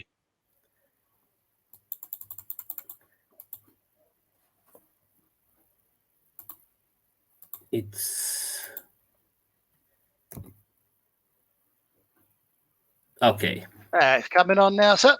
It's coming on now. Well done. That's it. Well done, Gábor. Okay. So in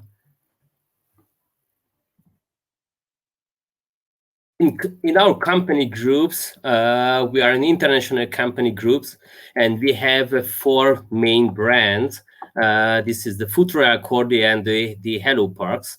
The Futureal working for office, retail investments, and the very new one is the hotel investments. The Cordia is working for residential investments, and our newest diamond is the Hello Parks.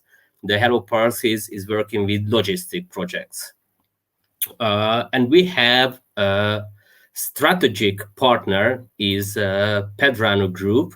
The Pedrano Group is the implementer of our projects in Hungary. So he is the general contractor, and we have a lot of technical investments and lot of things, PropTech things together with Pedrano. At first, I will speak about the tools what we use in our investments in the works. But before that, let me present some introduction and the historic lines. So how I told that we are an international company. We are working in Hungary and we are working outside of Hungary. In Hungary, we are one of the biggest investor, and in Poland, we try to be the same. In Poland, we have about 7,000 apartments to invest and build. Till now, we already have built more than 2,000. Currently, we are working about 700. And in the near future, we planned more 4,500 apartments to build. Last year, we bought one of the biggest Polish developer, Polnord, and with them, we will become one of the dominant residential investors in Poland also, next to Hungary. We have investments in Romania, and we start our business in Spain. Also, in Romania, we have about 500 flats till now, and we plan 1,500 more in the near future. And in Spain, we just started projects in Costa del Sol, which is a luxury homes projects. And we are in the UK. We bought also last year the Black Swan investment company, and we try to be also dominant investors in residential in the UK also. It was a very new news that we bought in Birmingham the old Lloyds Bank's office buildings, and this will be our headquarters in the UK. What about the Futureal side? We already had Plaza's retail investment in Romania, that is the Gold Plaza, and Nova Park in Poland. And we bought in Warsaw an office building named Antares, and we are in the middle of the refurbish of this building. The company group is in Germany and in the US also. I would like to present some boring statistical data about the past and the current to see how the changes of the last 5 years. In 2016, we had in the company 200 colleagues, and the last year and this year we are over 600. It means that the increasing is 300%. Let's see in financial wise, what does it mean? It means in 2016, we had about 40-45 million euro turnover. For the last year, it became more than 200 million euro. So it means 5 times more within 5 years. With this, we have to change our operation. because it's not possible to keep this kind of big changing and increasing. Now let's see some historic about the digitalization of the human evolution.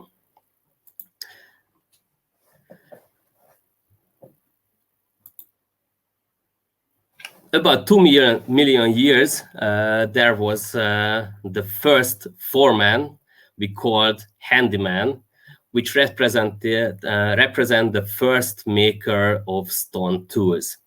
We can start the tool using, and let's see the PropTech with this moment.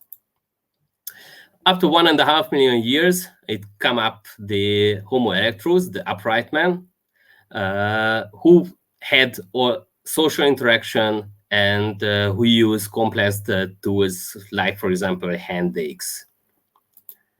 The next step, the well-known Homo sapiens, who lived analog. And last year, we had the virus appeared. And with the virus, we have the new man is the home office, means the home office. The home office brings a lot of digital tools, because it was not possible to make the context, personal interactions, and we have to change our tool sets also. What about the digitalization of Hungary from the last, let's see, 5-10 years? In Hungary, I think is has very big steps into the digitalization compared to the other neighborhood countries. Some sample, we have digital building permitting. We have digital paperless construction diary. For example, in chambers, we use digital registers, and because of the virus, now in the learning, 90% we use digital learning systems. Unfortunately, we are not in the level of Estonia, but we try to be there. I have an outlook to other nations where they are. Unfortunately, in Poland and Romania has not so developed as Hungary. We have a big fight in these countries to use the digital tools, but this is the future, so we are running forward. With our new business in UK, this is new field for us, so we are learning operation there. We don't know yet how they are using these new digital tools. What we are using in Hungary, with cooperation of Pedrano, we make a program system which help our work. This program system has 4 legs till now. The main thing is keep the subcontractors' records, and very important, we use a classification based on their works quality and financing situation. We handle electronic and digitalize the extra work records. So the request of proposals, the total procedure, and the cost analysis of the extra works.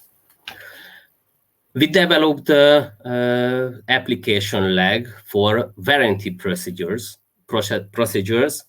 It means that we handle from the warranty claim to the repair finish, everything also digitalized.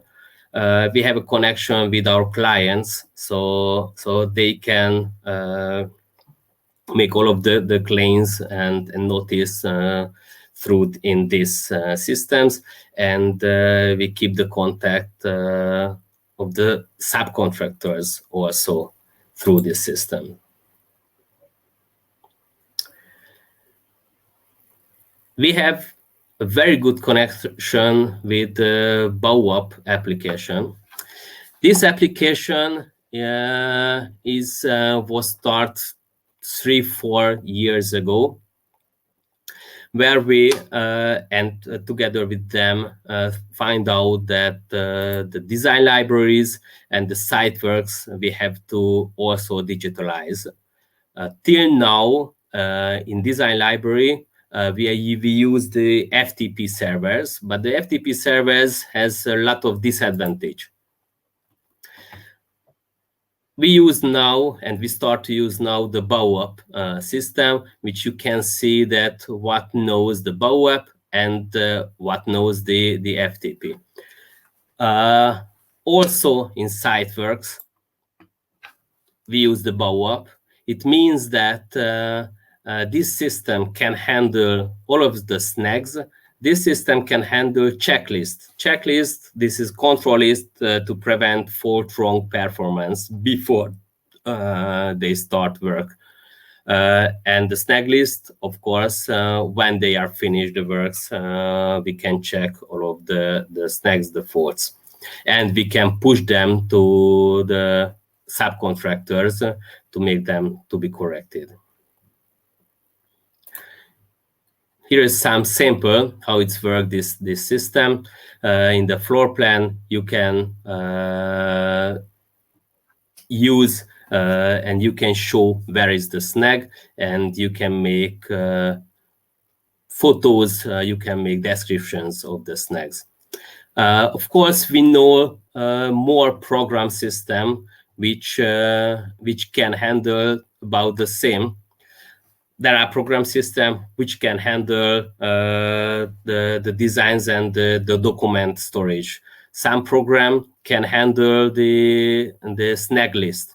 To use checklist is quite rare, but that kind of program system which know these all knowledge we cannot find in the market. That's why we use the BOWUP and we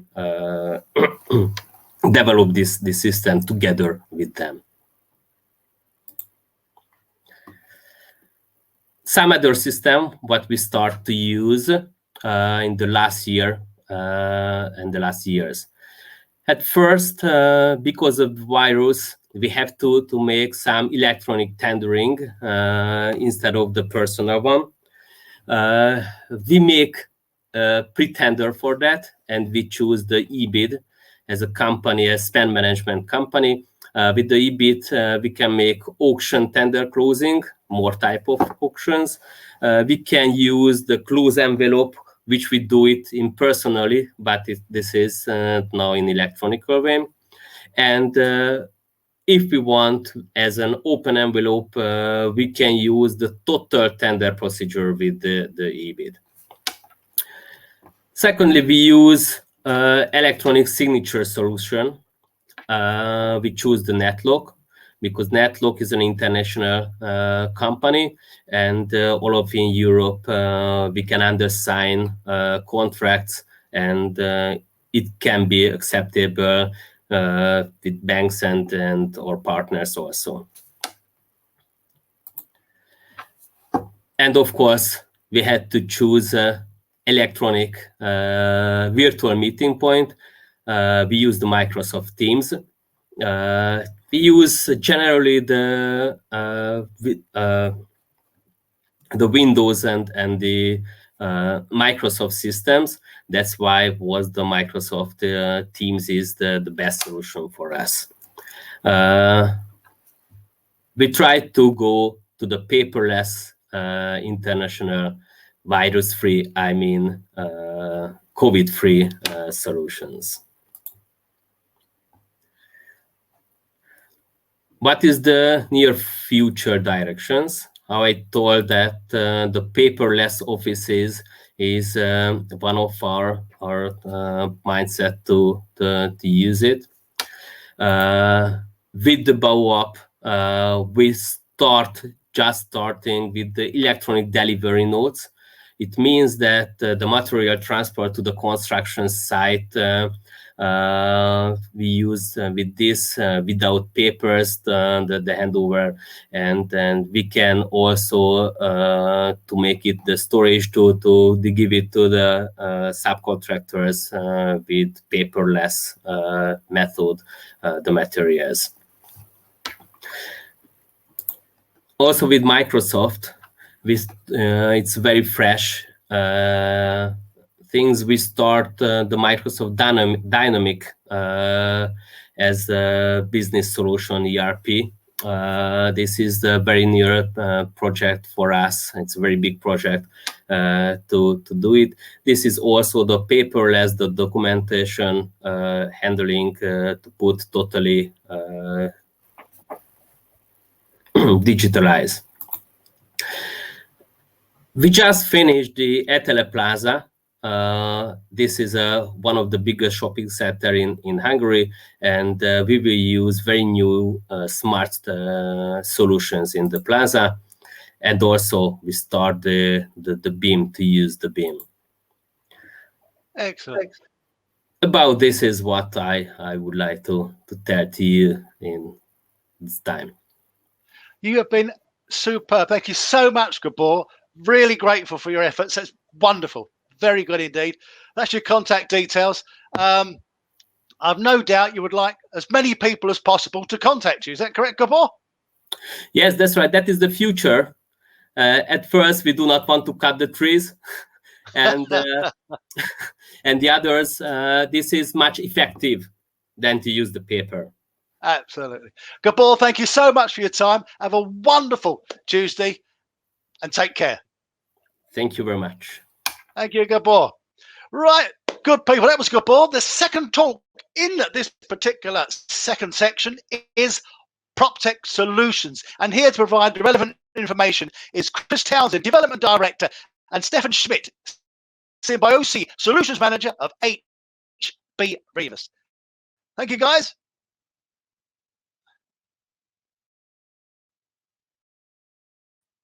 There we go. Hi, good morning, everyone. Thank you for your time. I hope you can see the screen. I'm Chris Townend. I'm the Development Director for HB Reivers in the UK. And my colleague Stefan there is responsible for our property technology offer. So this is very much a two-part presentation. I will do the analog property piece, and Stefan will do the digital technology piece. What I'm going to do is explain what HB Reivers are doing in London and how we are using our technology to enable our buildings and to make them more attractive to our occupiers and the market in general. To put this into context, those of you who don't know us, we're a leading international property workspace provider, been in existence for 27 years. We operate in 6 countries, and we've got about 700 colleagues across Europe.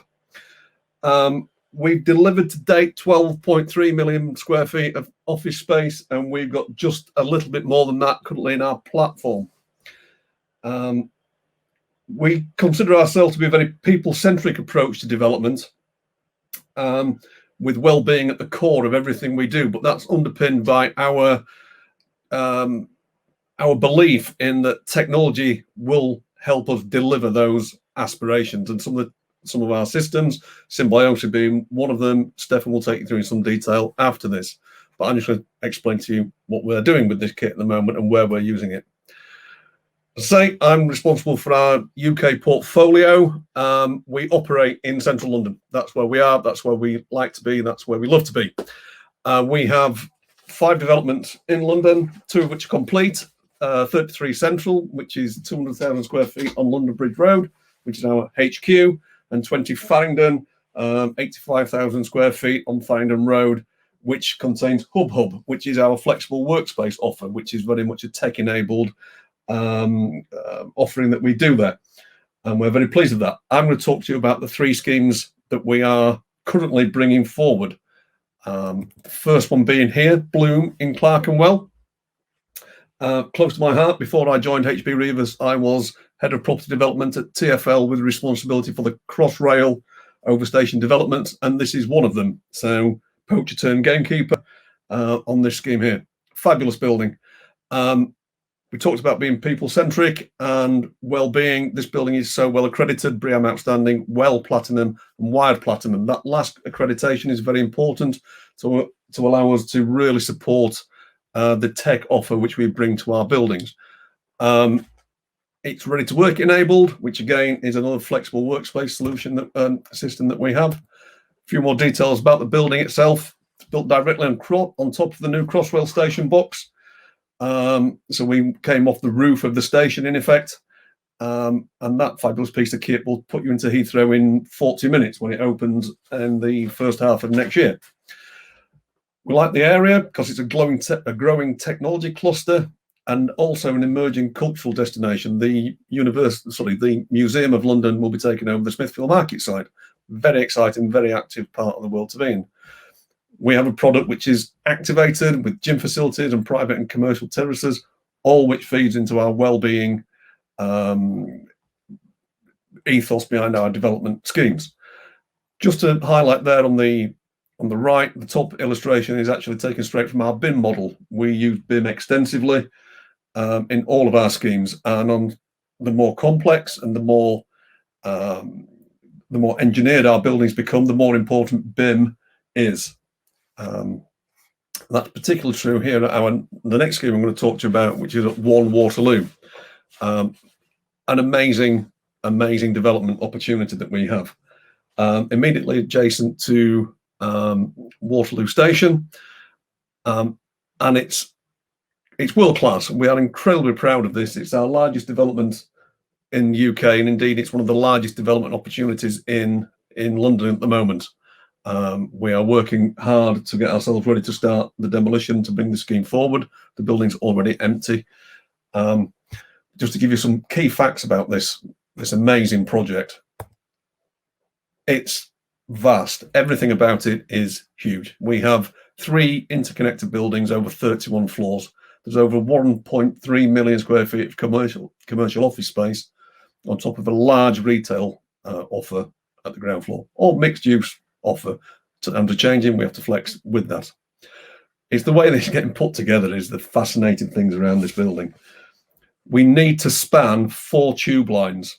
So we have to provide, we're basically combining bridge technology with building technology to install 4 mega span arches, which span over 100 meters to carry the buildings across the nest of tube lines, which you can see on the lower illustration there. But that's just the start of some of the facts and stats around this. We have a public accessible garden terrace, which is almost an acre in space at the podium level on top of the retail, which we use to access the offices above. We're very much working with the idea of the well-being emphasis on this development. But that adds to the almost 2 acres of roof terraces and communal terraces and private terraces we are providing. This is 3 acres of new green space in central London. Everything else is big. There's 1,400 bike storage spaces here in this building, which is one of the biggest offers in London. It's got 50 lifts to service it. Everything about it is massive. It's a very constrained site. It's a very challenging site. You can see by the engineering. None of this would have been possible without using design and construction technology, 4D modeling, completely modeled in BIM. We're building it separately in BIM to make sure that it works. The other side of this as well, though, we've worked really closely with the existing neighbourhood, with the local authority and with the adjacent landowners to make this truly work in this location. We're very proud of how this has gone. And bear in mind, we're also next to the UK's busiest railway station. If you want the constraints, come and talk to me about 1 Waterloo. And finally, the last project I'm going to touch on is Worship Square, our most recent acquisition. As we say there, it's located right at the nexus of the financial and technology centres of London. So in today's market, in this time of the world, COVID coming to an end, this building needs to speak to so many drivers of so many occupiers. We're using biophilic design to hit our net zero carbon targets. And it is completely designed for post-COVID work in terms of well-being, fresh air allowance, the use of hospital technology in the common parts to keep it safe, and it's completely future-proofed for whatever our occupiers and the market demands might throw at this building. So the location that we've got there puts us right in the heart of the Microsoft startup hub. It's near Adobe's offices, Amazon's office, Monzo fintech startups. Everything is on the doorstep of this building, and it is completely wired to accept all the smart building technology, which Stefan's going to talk to you about as well. And that extends all the way through to the occupiers using that technology to improve their experience of this building, including things like you'll be able to rent a bicycle using the technology, which we will keep on the premises to allow it to satisfy and work with the changing needs of our customers and occupiers. And on that, I will hand over to Stefan. Hopefully you can see me now, and he will tell you how all of his clever kit will fit into my 20th and 21st century buildings. Brilliant. No, thank you, Chris. That's a great introduction. Hi, everyone. Just really quickly about myself. I'm Stefan, Solutions Manager with Symbiocy. So I'm sitting between our commercial and our technical teams and helping HP Rebus develop technology solutions for our buildings, not only as a landlord, but also to create environments for our customers, our tenants, as well as Chris described. So I'm just going to quickly take it from the top and introduce how we see smart buildings at HP Rebus and what our UK smart buildings approach has been on those projects that Chris discussed. And then I'm going to jump into Symbiocy, which takes up a lot of my time, is our in-house smart buildings or smart workspace solution, and hopefully have the time to quickly give you a mini demo of that as well, of our 3D model. So what is a smart building? It's kind of a controversial statement in itself because there's a lot of differing definitions at the moment, and I think a lot of people in the industry would agree that we need some kind of framework or standard definition to allow us to better evaluate successful smart or technology implementation. But really what we have in our eyes, and I'm going to read this off the slide, is that a smart building is a tailored solution based on the weighting of specific drivers for user experience, profitability, and efficiency, where efficiency incorporates sustainability as well. And what's perhaps most critical is that it's not a technology-driven building, but one that's sort of digitally enabled to achieve other outcomes, whether that be better user experience for the people that work there every day, for people that come to visit, whether it's to make it more cost-effective, more sustainable.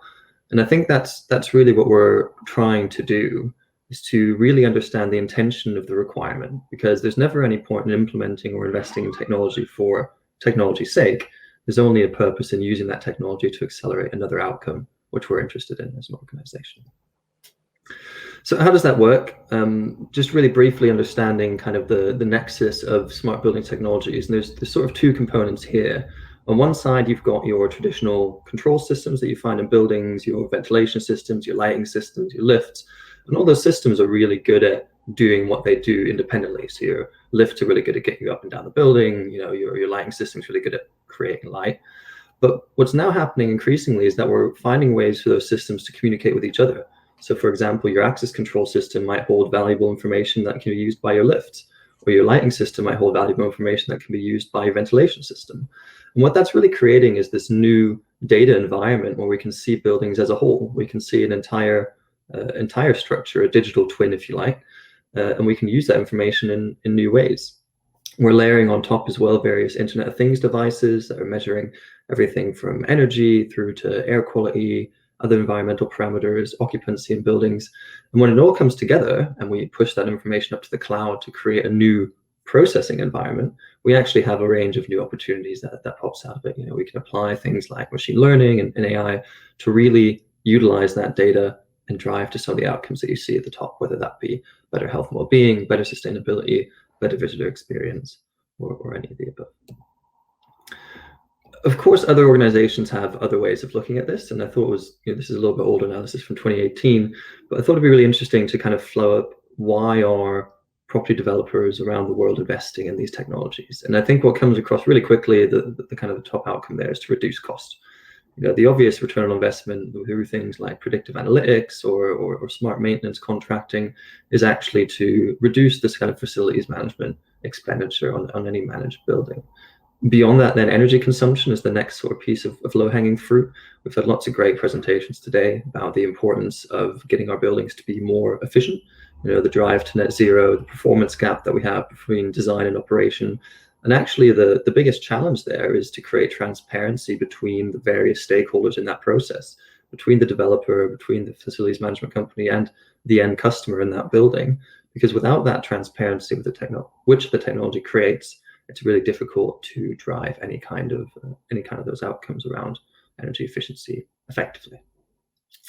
There's a couple other ones on there, and I won't spend too much longer on them, but I think what you'll see as the general trend is that technology creates transparency for organizations, and that's been happening in lots of other industries for quite some time, is now happening in ours, and it's going to lead to a lot of cost savings, a lot of efficiencies in how we both build and operate our buildings.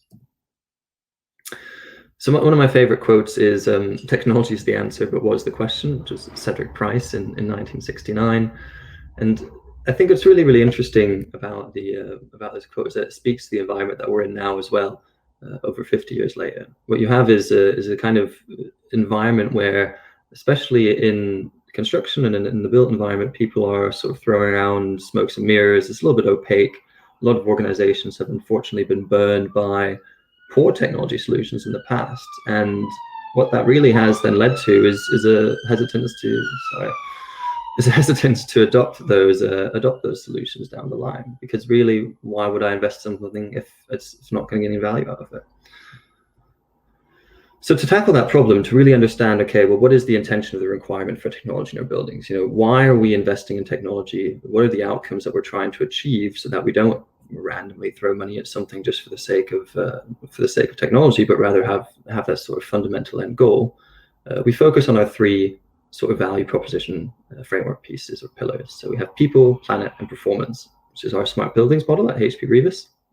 And I think in light of sort of what Chris said, I'd like to kind of go through these building projects and cover off why there's sort of certain technology elements in them. And I think what you'll find is that there's an evolution effectively as we go from Bloom, which is the Clerkenwell project and soonest to practical completion, all the way through to One Waterloo, which is sort of the furthest down the line. So at Bloom, we're really focused on sustainability and health and well-being in what we're doing. So we have, for example, energy monitoring, which is going to allow us to really accurately understand where there are efficiencies to be gained and how we can utilize that data to drive down performance. We have air quality monitoring pervasively throughout all landlord occupied spaces or controlled spaces as well, to really focus in on that kind of health and well-being component. Doubly important now because of COVID. We know how much of an impact the kind of ventilation levels a building has on the ability of airborne particles to spread. And we also have the interaction of the sort of customer with the building with a mobile app. So they're able to do things like gain access seamlessly just by hovering their phone over the turnstile. The lift is called automatically and it goes up to destination. So there's different components in there already where we have, people, we have that user experience element, which is coming through. We have the planet. We're helping by understanding the energy performance of our buildings and publishing that data, using that data to drive efficiencies. And we have the performance, thinking about the air quality. How can we create a hygienic space which is safe for people to come into and also kind of helps us reduce costs in operation. Worship Square then builds on that even further. So we have all those components in Worship Square as well. And we're looking to go that next step, which is logical for us, as this is going to be further 2 years down the line. So there'll be a significant increase in the amount of interaction that building users have with the app, the ability to book bikes, as Chris mentioned, the ability to book the common spaces, to understand local events, retail offers, and really getting involved in that kind of community feel as part of that sort of technology area in the city as well. And then on One Waterloo is, and this is probably from my perspective the most exciting at the moment, we have the opportunity to dream a bit further. So we have a great technology offering already in our buildings. Bloom, Worship Square also, as Chris mentioned there earlier, being sort of more enabled already as well. We have that converged network structure in there. It's going to allow it to create a single digital socket that people can plug into with their own technologies. And then with One Waterloo, we're kind of taking that whole environment, that whole model, and we're thinking about, well, what's technology going to be like in 2027 and 2028? What will technology be like in 2050, where this building will still be around? And what kind of components do we need to build into this building to make sure that it's ready? And, we're having some really great workshops at the moment. We're talking about, how we understand the role of drones and supply and delivery drones, how they interact with the building, that being a technology which is likely to see maturity over the next 2 or 3 years in the UK as well. We're thinking about how we create more accessible environments by making the building ready for brain-machine interface, so that people with physical or speech disabilities are able to interact with the building, call a lift, for example, open a door, or just using their brains to interact with those systems. And we're also talking about, the wider trends around data aggregation and AI, machine learning. The amount of information that's going to come out of this building, how is it going to be structured in a way that gives people choice so that they can interact with the space, choose the right space to work, choose the right space or the right data come into the building, but also provide a wider web of information. So, for example, thinking about how the building is part of a smart city. Most journeys of people and goods start and end in buildings. So the data that comes out of buildings is actually a really valuable and important component of that kind of ongoing optimization as well. So that's kind of what we do from a landlord perspective. I wanted to really quickly jump into Symbiosi, which is our own solution for our tenant spaces or our customer spaces. And really what we do with Symbiosi is we focus on 3 main components. So health and well-being, I mentioned, really critical now, doubly so because of COVID. We need to make sure that people are both physically comfortable and healthy, but also from a mental health perspective, that they're comfortable in the space. We do a lot of things there around choice, making sure people have access to information and can make choices to feel in control. Then we have collaboration efficiency. So how do we create and make the office a place where people come to collaborate and work together, which is really how we see the role of the office moving forward anyways. And then finally, space management. How do we help our customers make the most of their real estate investment, make sure that they have the right types of spaces, and really, really kind of get to the point where everyone can work smoothly. So just really quickly wanted to jump into this model, and I hope you guys can see my screen. So this is an example of what Symbiosi does as a 3D model. And I only have 1 minute left, so I'm going to really click on 2 or 3 things here. But this is all live data, and it's built in Unity, which is a gaming engine. And you can actually see we have the ability here to visualize various environmental parameters. So I'm looking at temperature, humidity, and CO2 as I cycle through these levels, and I can actually look at that on a different pane as well. We have the ability to look at meeting room availability. So for example, if I wanted to, this is what happens in a live demo. You try to make something work and it doesn't work for you. I'll just click that one button. But what we have here is just as a final closing point is that actually you can see all the different people moving around the building as well. So we're using a Bluetooth technology called Kupa here, and you see all these orange dots moving around in the model. That's actually live people in Bratislava, and we're able to use that data to, for example, redesign how many meeting rooms we have, to understand how different departments interact with each other, and really make sure that we're driving some great efficiencies in the workspace as well. So I'm out of time here. Thank you so much for taking the time to listen to our presentation and to learn more about HP Revis and Symbiosi. And yeah, I hope you enjoyed it. And of course, please do get in touch with either Chris or myself if you have any questions. That was absolutely superb, guys. Chris, Stephen, thank you so much.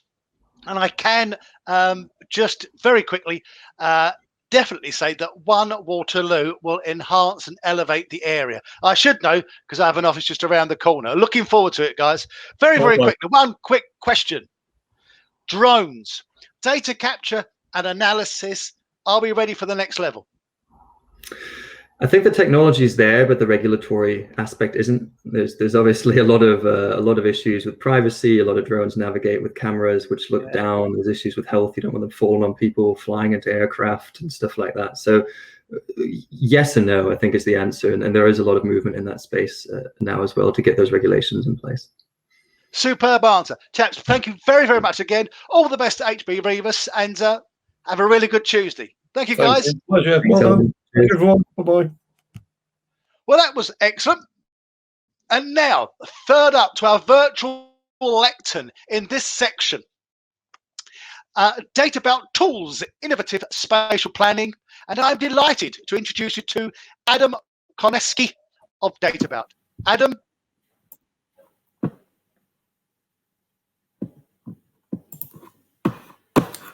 Hi, I hope my presentation is visible for you. My name's Adam, and I'm a part of the team developing analytics tools in Databout. Here in Databout, we had used to specialize in transport and spatial studies and analysis, and I've spent more than 10 years delivering those to public and private clients. And like about 2 years ago, me and my colleagues made an observation. We realized that our work is very tedious and dull, and every analysis is very time-consuming. And there always have to be terms and tenders and all this stuff. And on the top of this, it involves a whole lot of paper, and we don't like paper. So we asked ourselves, does it have to be that way? We live in a time of exponential growth of the amount of available data, and everything is digitalized and potentially could be automatized. So it shouldn't be that way. So we came with an idea.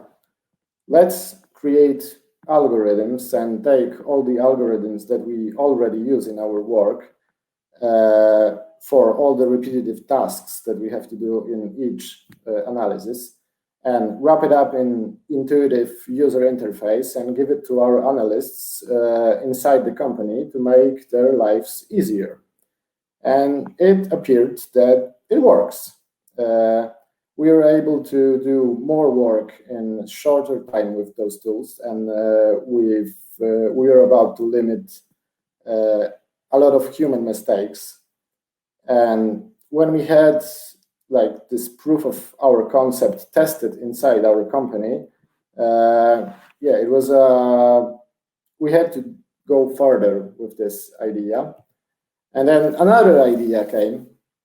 What if instead of a fish, we gave our client not an expensive, time-consuming analysis. We gave them a fishing rod and took him to the lake full of fish. So give them an easy-to-use tool that they could use to answer their questions right now, not in 3 or 6 months' time.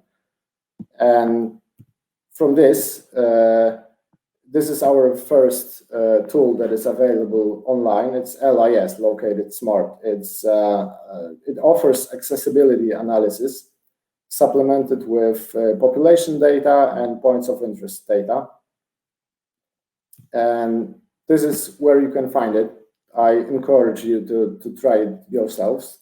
And I would like to give you a little tour of this tool very quickly.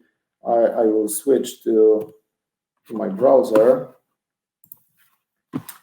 and just let me log in to our tool. And it calculates about 2 or 3 minutes, so we don't have time for this. So I've prepared a little analysis before. And it consists of 3 points. First point is the location of Databout office in Wrocław. And I've chosen 5 zones, 200 meters each, to show you how good the location of our office is in Wrocław. And for this analysis, I've chosen points of interest like shops and restaurants and schools and preschools. I have 2 little kids, so preschools are important for me. And it appears that Databout made a good choice. It's a good location for the office. There's a lot of restaurants. You can see 86 restaurants and 73 restaurants and 8. So it's like about 150 restaurants in 600 meters from our office, so great job, Databout. The second location is the place where I used to live in my apartment. It's quite near the office, but it's not that great because nothing is there, no shops, no restaurants, nothing to do. So it was not great. And let's see, for the number of people that live in 200 meters radius, we have over 1,000 people that live there. So it was not that great for me and my kids. So we decided to move out from the city. It's like 20-25 kilometers from Wrocław in Oborniki Śląskie. And now we can see that in the 200 meters radius, we have 19 people. And I know all of them, so that's really great. And from this analysis, we can also see that in about 700 meters of walking distance, I have a train station, and I can go from this train station to my office in about half an hour. So it's quite good. So what I wanted to show you is that you can use this tool, for example, for this personal analysis, but as well you can analyze location of the railway stop. You can assess how many people are living in the vicinity of the potential stop, or I don't know, subway stop. You can also analyze locations of subway stops. As well as if you're, for example, a real estate agent, you can assess locations that you want to sell or buy. And with this tool, I think it's really easy and everybody can use it. All this data and information you can download in a nice report. I will show you quickly the report. It has all the information about those points and all the statistics and stuff. So I think it's really great. And I strongly encourage, once again, for you to go to our website and try it yourself. And to summarize, what are the benefits of using such tools that we are creating? So you get an immediate result.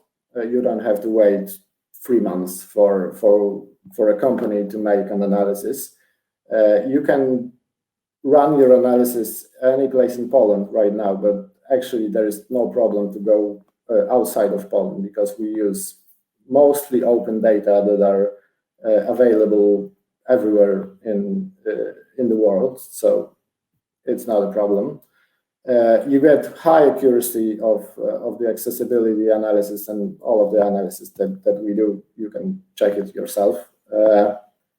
You get always up-to-date data and network, and we check the topology of the network for you and all this boring stuff we do instead of you. And actually, anything you have to do is just enjoy your analysis and you can answer your questions. So these are the benefits. And of course, our company still, if you have huge amount of data or a problem is much more complicated than this, we can still help you with your problem with our algorithms that are not in those simple tools as a more like what the company was before those ideas that I have talked about as a Databout services. And actually, I would like to encourage you also to contact us, and we will be very happy to hear what do you think about our tool and answer all of your questions. And I hope more tools will be available online in the near future. So I think it was very quick, but thank you for your time. Adam, that was great. That was really, really good. And thank you so much on behalf of the world's population for taking the boring out of data analysis. Very grateful to you, my friend. That was excellent. And did you enjoy yourself? Yeah, that's great. That's good. Well done. Thank you so much. You put your contact details up there, and all the very best to you, my friend. Have a really brilliant Tuesday, Adam. Take care. Thank you. Bye. Take care, my friend.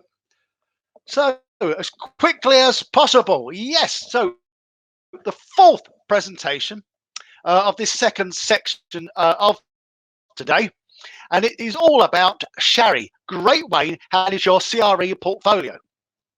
Here, with you to achieve that, is Alan Marshall, Head of UK Growth for Shari. Good to see you, Alan. How are you, Elvin? I think you've frozen there on me, or is that mine? I don't know. I think the link's frozen. Can you hear me? We can hear you fine, Alan. Yeah. How are you? Are you good? Okay, excellent. Apologies there. I'm very good. I'm very good. Thanks very much for having me on. A pleasure, my friend. Floor's yours, my friend. Share your presentation, and away you go.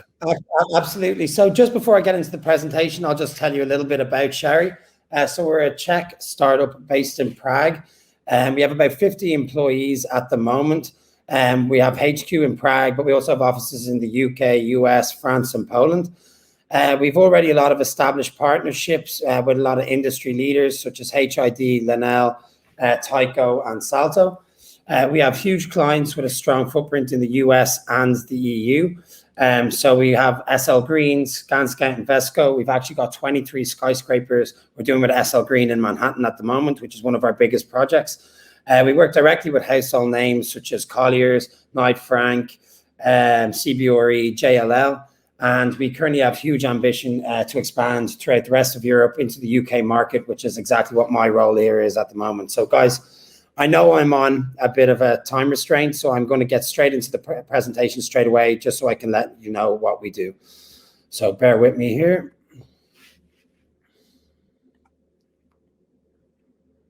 Okay.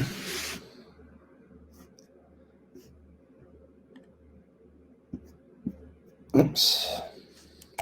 Okay, guys. So again, Shari, the main aim of what we're trying to do is create friendly buildings. I know a lot of you are probably still working from home. It's probably taking its toll on everyone at this stage, and you're eager to get back into the office. So at Shari, we're trying to facilitate for this and trying to get a better user experience for people in the buildings in general. So what we do is we have building systems all on one platform and all in one easy-to-use interface. So this will be extremely important for the return to the office. We have mobile access, tenant engagement platforms, guest management systems, and a dynamic parking system. Now, some of you will be familiar with some of these systems before, but what we do different to our competitors is we have all this information, again, like I said, in one user interface, one platform, which is great for data collation and seeing how the building is actually operating itself, rather than having to pull these different pieces of information and data points from different users and different companies. So again, our product in numbers, we're currently operating in 30 cities at the moment. We have 53 fully integrated buildings, 70 different features, with 30 different interactive systems. So the Shari ecosystem in your building will look a bit like this as follows. So we have mobile access, like I talked about, which will be an application on your phone for when you access the building. This can still work alongside your plastic card, but again, we want to reduce the amount of friction points when you enter a building. This will be really relevant from what we've just experienced with the whole COVID-19. So the less touch points you have and plastic cards when you enter a building, the healthier a building will be. So we have mobile access, a guest management system, which makes the user experience quite very friendly for for a visitor who's going to attend your building ahead of time. We have a dynamic parking system and a tenant engagement platform. Again, you can use these through a web administration platform. We have digital signage. We have a mobile application app for users in the building and a kiosk.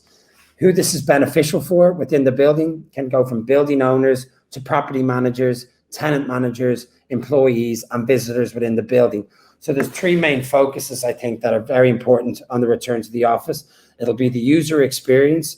It'll be decision making at a level from property managers, building owners, facilities managers, and then another thing for building managers and property owners that's going to be very important going forward will be data monetization and how they understand the building and how it's being used. When we return to the office, there'll be a much different the work day and the work week will look a lot different. Instead of being in the office 5 days a week, it might be 2 days a week, it might be 3 days a week.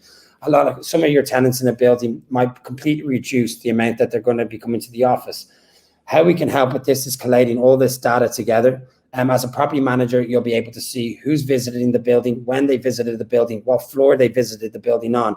This can help to prevent future outbreaks of different illnesses or different pandemics within the building. If there's someone who visited your building was sick, you'd be able to see what floor they attended, what day they attended, and you'd be able to, help keep your staff healthy with this sort of information at hand the whole time. Also, be able to see what tenants are using space within the building. Do you need to install more meeting rooms on certain floors? If one of your tenants is not using their space at all, they may have a 60 tenant space, but only 10 or 15 employees are coming to use that space. Do you need to reduce the amount, maybe offer them a smaller space within the building? And if you have a tenant that's using a lot more, that have 40 or 50 people coming to the office the whole time, can you offer this larger space to them instead? So it's all about a better decision-making process within your building. So again, first impressions are long lasting. I mentioned previously that we are doing a project at the moment with SL Green. We have 23 skyscrapers in Manhattan with them, including their new incredible office, which is One Vanderbilt, which you can see here on the left. So the main feature, our primary feature that we're using is mobile access. So using your mobile as a key to your workplace from when you arrive at the building, you'll have a virtual card that works with near field communication, NFC, and Bluetooth. You have a co-working ready solution. It works in addition to the basic plastic card or on its own. So you can still use the plastic card if you want, but I think in the future, we're going to be really stepping away from this. All companies are going to step away from this, and it's all going to be about virtual card access. So it's a useful access administration tool. If you have new tenants entering a building, it can take a really long time, and it can be a really a frustrating process for property managers to onboard new tenants within the building. This can be a streamlined process throughout our application. You can grant access remotely within 1 minute. You can embrace the mobile-only feature, like I touched on, cooperate with trusted partners of tech leaders, and it's an integrated touch-free elevator management. Again, the less touch points you have when you enter a building, it's going to be very popular coming back after COVID. So instead of having to press buttons to touch for the elevator, through the phone application, you'll be able to call for the elevator, which will bring you to the floor you want to go to. So it's a very beneficial feature, we believe. Dynamic parking, again, get the most out of your mileage out of every spot in your garage. So we have license plate recognition, personalization, navigation, digital screens, parking spot bookings, and visitor permissions, all that can be turned on and off within the platform and within the mobile application. We have an advanced and user-friendly web administration. Tenants can self-manage their parking spots. We have free spot monitoring at the gate and in-app prediction.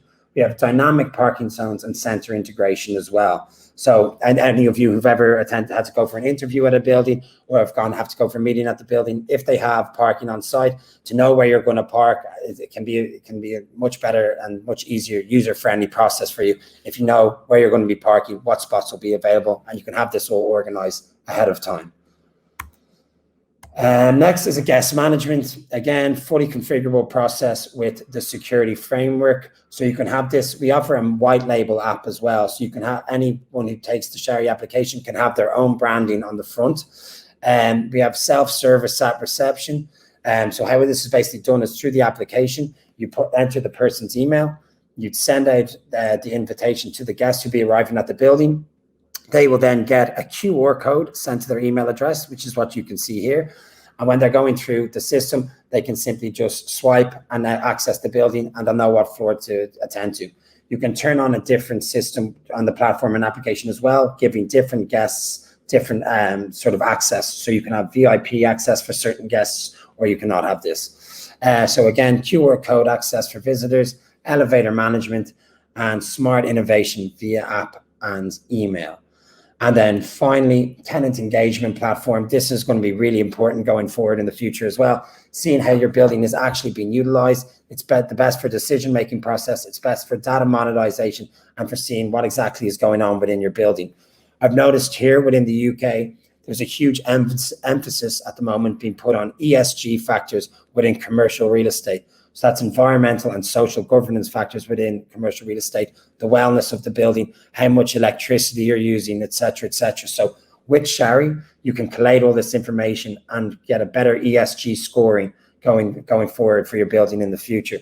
So to the tenant engagement side, you can do surveys and polls. Restaurants within the buildings can say, what was your favorite meal you enjoyed last week? They can have a better idea of what to serve to the staff within the building.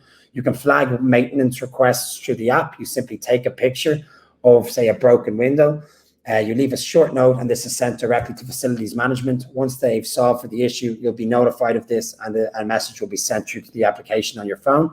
You can make reservations for, say, meeting offices within the building, for restaurants within the building. You can promote events. You have an easy onboarding guide, special offers within the building, a marketplace to sell things, local and public transport information, emergency alerts, lunch menus, forums, news, a list of your neighbors that you can potentially partner with and sell to within the building, content management and digital signage, and then any contacts and documents you may need to upload for information on attending the building. Again, this is another aspect that will be important on the return to the office post-COVID. So this is all the different systems combined together into one easy and streamlined application and platform. Again, our security policy, we're anonymous system and GDPR friendly. We have ISO 27001, and we have annual inspections by one of the big four every year. So we're a very GDPR friendly company, and there should be no concerns there as well. So that's basically it. That's everything I have to talk about on Shari today. I know we were restrained for time, so I don't want to keep you any longer. But if anyone would like to talk to me in greater detail about any of this, like I said, we're expanding throughout Europe, the US, and my primary focus is on the UK and Ireland at the moment. So I'd love to talk to you in greater detail. I'll leave my information with the guys. And if anyone wants to reach out for a demonstration on how this could work for your company, please feel free to reach out to me. Okay, that's everything, guys. Thank you very much. Alan, that was brilliant, sir.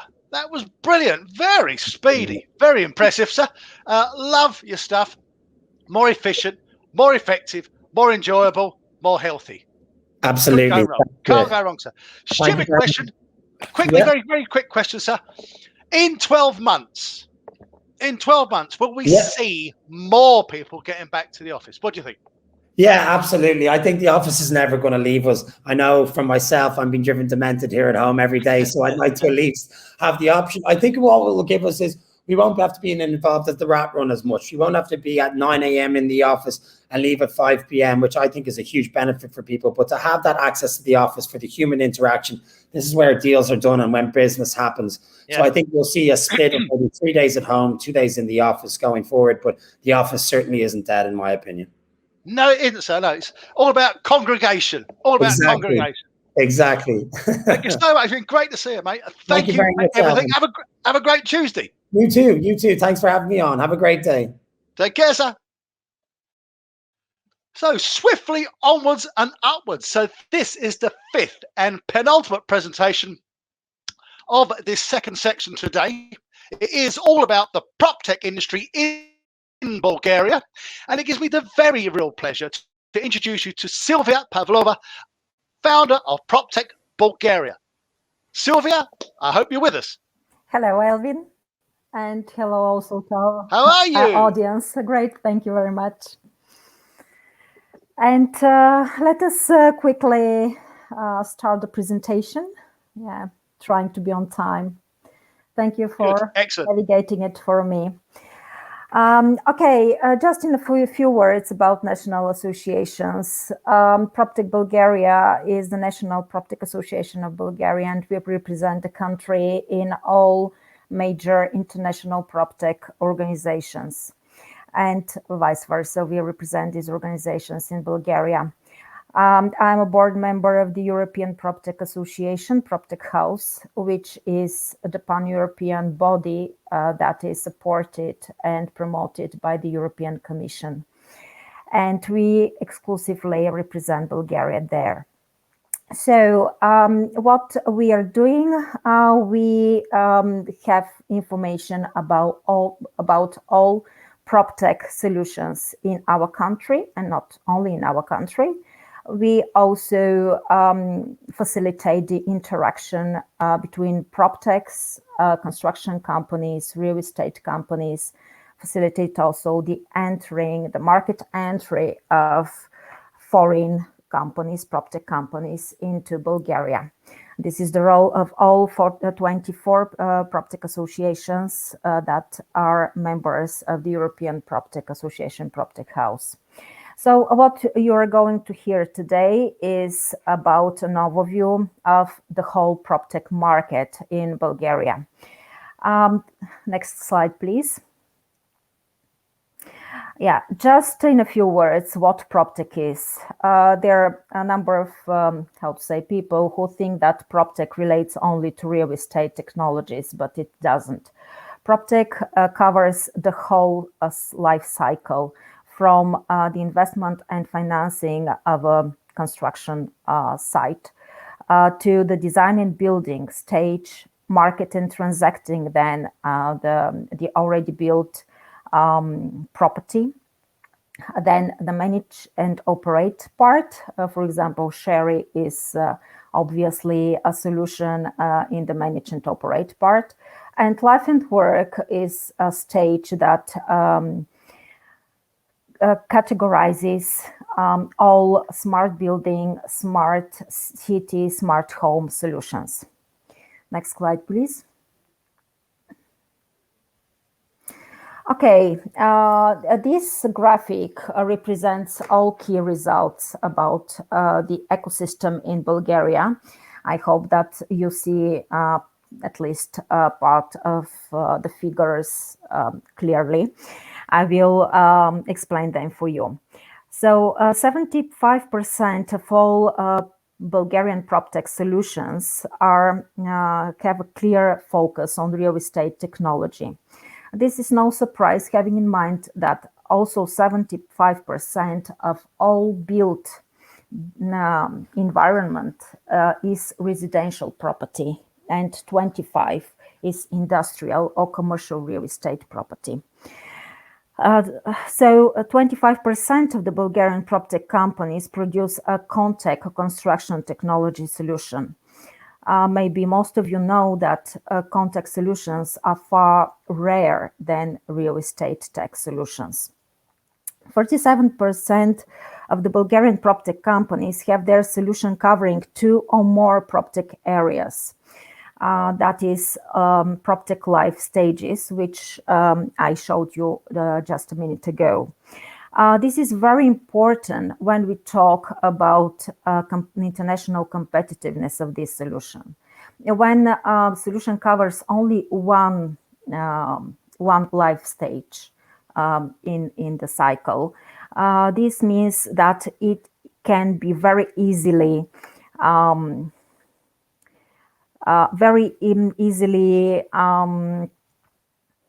substituted by other solutions, which could be better and could solve more problems at once and give, a more integrated solution to the end users.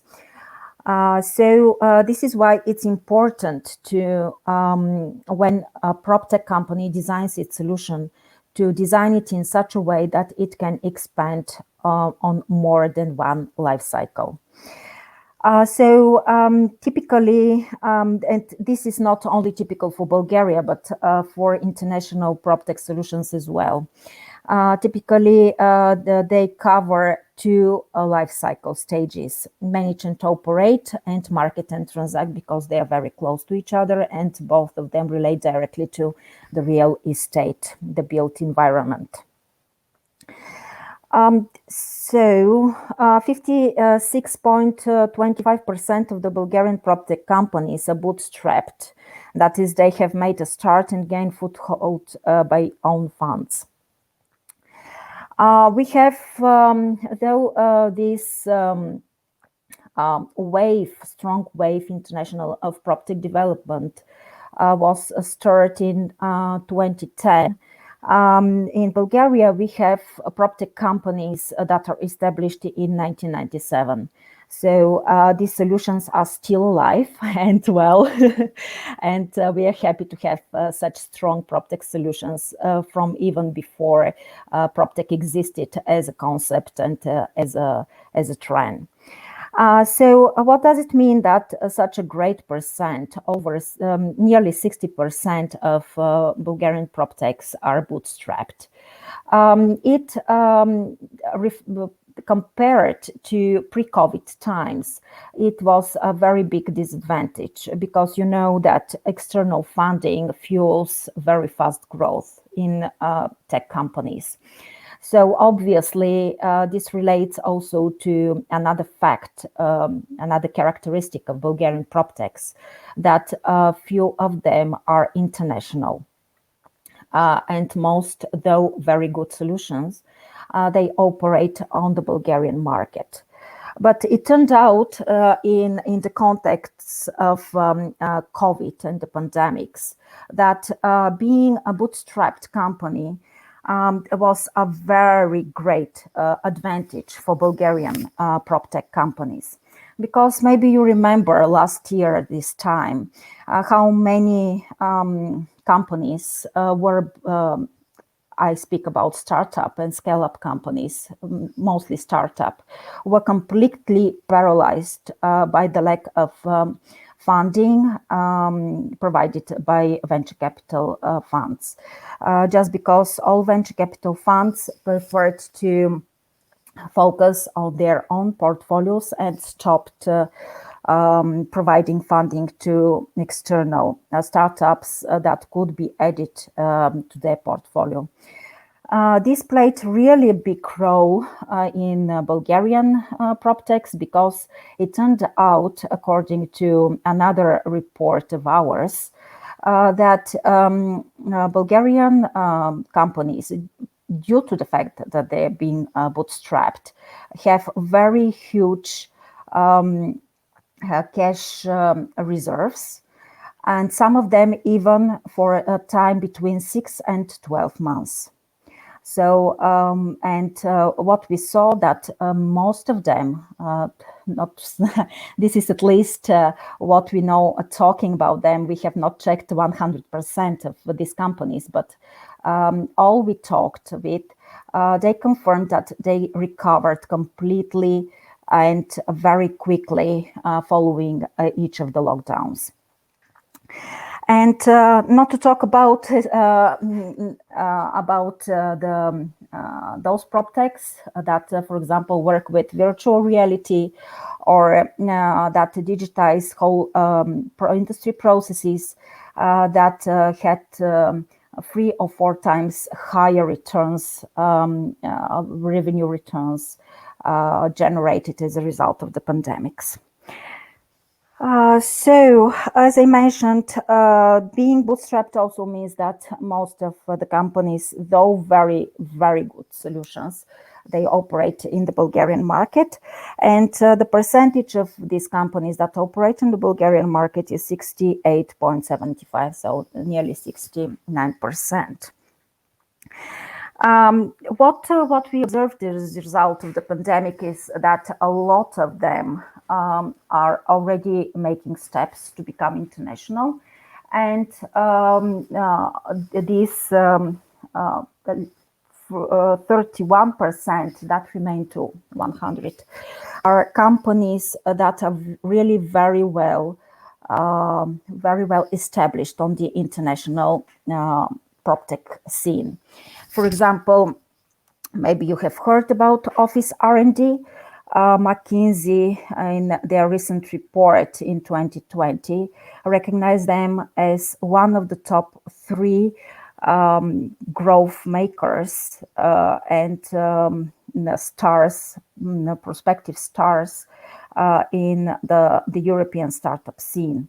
There are only 3 companies, PropTech companies, that are recognized in such high by McKinsey.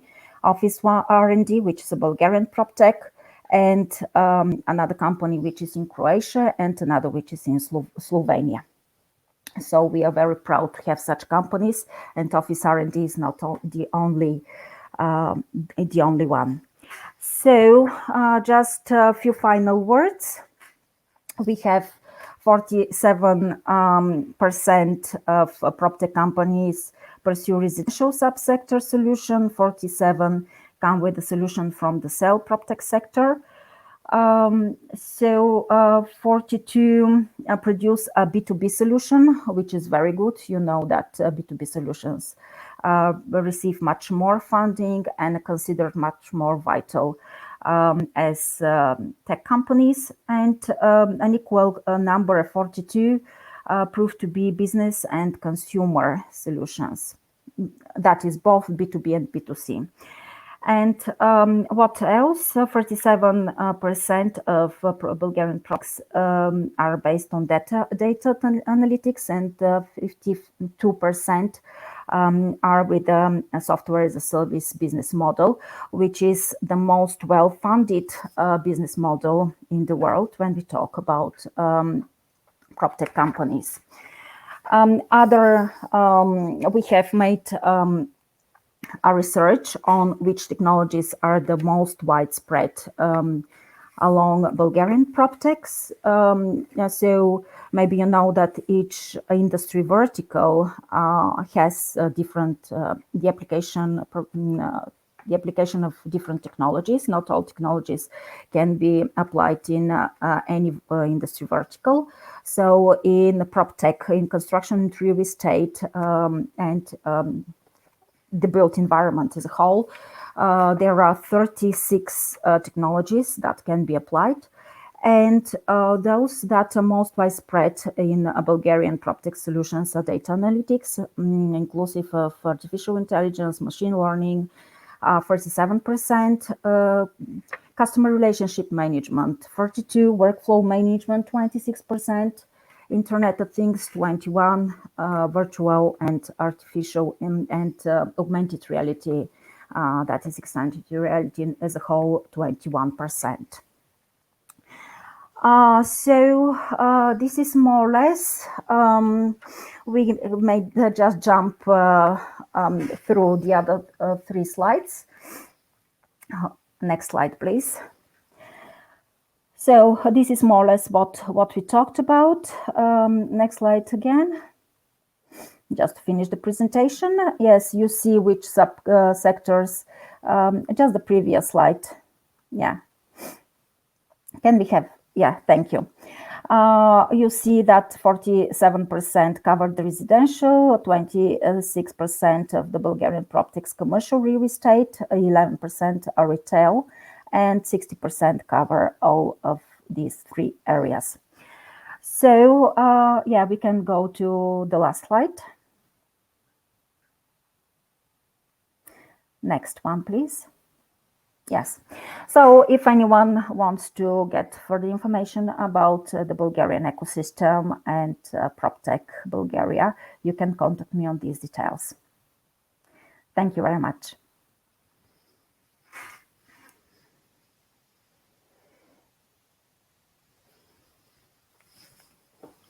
Sylvia, thank you. Did you enjoy yourself?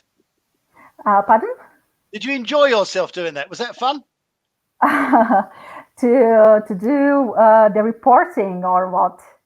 Just to be here with us all today. Yeah. Yeah, sure. Yeah. Very, very impressive set of data there, Sylvia. Very impressive. Very resilient companies, and some excellent startups. Some really good stuff. Very quick question before you leave us, Sylvia, is this. Do you think you have that gut feel that those performances can very quickly catch back up again after we come through COVID? You mean the PropTech companies? Yeah. They don't have to catch up because they sleep on the edge of chaos. you know that that article. Surfing on the edge of chaos. Yes, on the edge of chaos. They take advantage of the circumstances, so they really don't have to catch up. They're ahead of everything, and they drive this digitization process of the industry. So they're well and thriving. Excellent. At least the Bulgarian ones. Absolutely. Thank you so much for being such a good representative today, I should say, Sylvia. Thank you so much. Have a really great Tuesday, and hope to catch up with you really soon. Take care, Sylvia. Bye. Bye. Cheers. Right. So the sixth and final presentation of today's, and it's today's event, the sixth of our second section. This is all about the challenges in the office leasing process. With the information we all seek is Bogdan Nikolkaraya. He's the founder and CEO of Bright Spaces. Bogdan, we are looking forward to your talk, my friend. Thank you very much for having me, Elvin.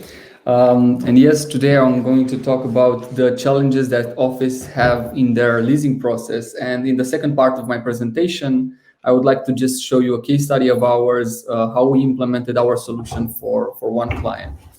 I will just share my screen right now. So first of all, we are Bright Spaces, and we are looking at the future of office leasing. We are here to become an end-to-end digital leasing solution for commercial real estate worldwide, starting with office spaces. And why we are doing this is we found out after participating and actually winning two hackathons here in Romania, organized by PropTech Romania. We found out that the office landlords still rely on very basic showcasing materials and even inventory solutions like Excel sheets, PDFs, basic websites. So the process of managing, showcasing, and leasing office space is still very manual and requires in-person meetings. This makes the communication with the potential tenants and the brokers fragmented. Like you all know, touring can only be done in person, even mostly because if the building is not built right yet. And this translates into increased deal cycles. Even before COVID, we had an increased demand for cloud management tools, digital listings, and virtual touring like Matterport. We just read a research paper the other day saying that 85% of the potential tenants actually would like to see a space and even to configure it before they go to see the building in person. This is where we come in as an end-to-end digital leasing solution placed on the cloud. We have three main components: the digital listing of spaces, where we connect to the real-time space inventory, and we showcase it to the potential tenants and to the brokers. We add to that virtual tours and 3D fit-outs, meaning that you can see a space without any furniture and fit-out and with different types of fit-out proposals. And we help landlords to manage their full portfolio. This is the benefits that we bring to the leasing specialists. We are an all-in-one solution. However, we are connected to existing solutions that they already use, like CRMs or ERPs. The fact that the data is provided by the landlord means that the tenant is sure that that data is accurate. Also, we created a simple and easy to use, focused on the user experience platform. And the main idea is that we take prospects and we qualify them as leads, because people understand better the building, the space, all the amenities, and then they can ask for an offer or a visit. This is how we see the future of the leasing process, where you have the existing tools connected to our platform, and we push this showcasing information to agents' shortlisting solution directly to the tenant through the landlord's website, and we push it also to independent marketplaces. The reason why we already have some clients, we started selling our solution last year in August, is that we digitize their portfolio. We bring their portfolio to the digital world. We give them one solution to tackle their leasing process. We give them qualified leads. We actually optimize the manual work of the leasing department. And now, also because of COVID, virtual touring is also very important. As a team, we worked for 13 years in our software development company, and we decided to exit that company to put all of our knowledge and experience into this product. We are PyLabs alumni. PyLabs, one of the most renowned PropTech acceleration in the world. Last year, we participated and we learned a lot from them. And right now, we are 10 people, and we have 7 clients from Romania and the UK. And we are backed by Sparking Capital VC, together with Growceanu Angel Investment, by PropTech Romania, and of course by PyLabs. So I would just move to the demo. I know I'm cautious of time. I know that we need to finish pretty fast. So I want to show you here how we implemented our check availability solution for Equilibrium building. We have a web link where you can see a 3D model of the building. You can see all the details about the stages of the building. So the first one is already finished, and the second one will be finished in 2022. And all the details that are usually appear in discussions between the leasing department and a potential tenant. In the right side, we have this search engine for available spaces, where you can just select the building, select the floor. You can even select the surface that you need. And on one floor, you can see all the available spaces, but not only this, but also the combinations between them. So if you require a certain amount of space for your team, you can just select that space. Let's say we need more than 1,000 square meters, and we will see only the spaces that match that requirement. If we are to choose an entire floor, we can explore that, and we will enter the floor page, where you can see all the details regarding the tech specs of this floor, the common areas, again, things that usually come up in discussions about leasing an office space. More than this, you can see this space with some predefined fit-out proposals.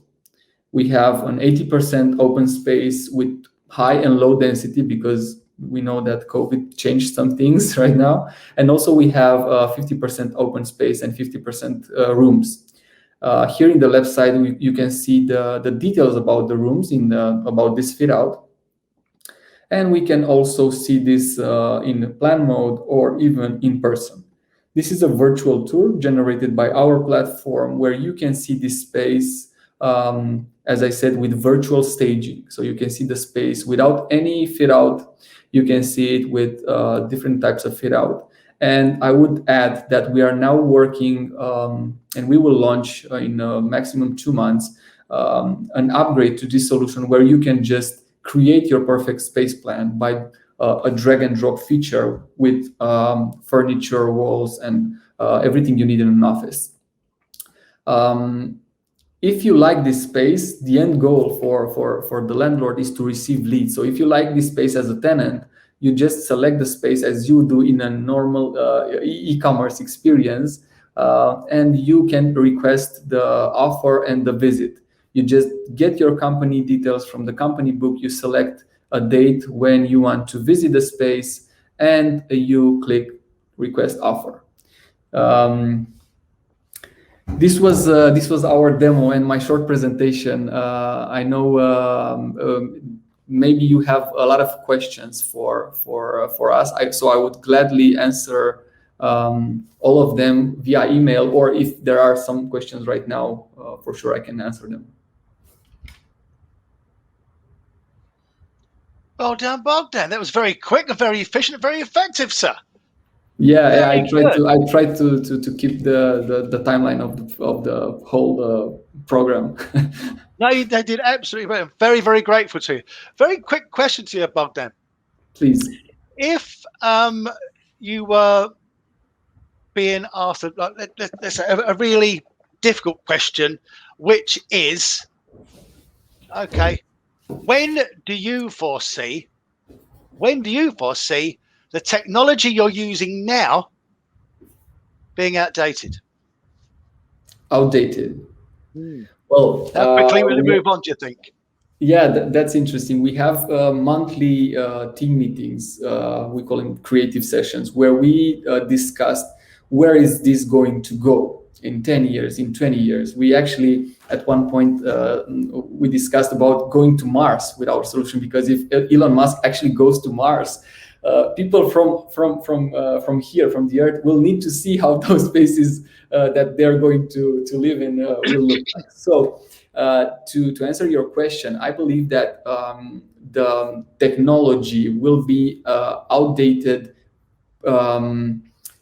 pretty soon as a technology, not as a product. Like in probably 7 to 5 years, we will have other technologies mapped on top of this data. But the reality is that we are not just showcasing solutions, so we are not in danger of being outdated, because we create the data sets for that. So it's the most important part is that we create the data set that can be pushed into a new technology, if that is what will be the case in 5, 7, 10 years from now. Excellent. We had some good conversations today. There's been, and it was some very, very good presentations. Very good presentations. And I think anyone looking in who's never been involved in property and construction would be extraordinarily impressed at the attitude specifically for collaboration. I'll bring everything to a conclusion for you all. Yes, this is the conclusion of United Kingdom and Central and Eastern European PropTech Forum, organised by the Department of International Trade.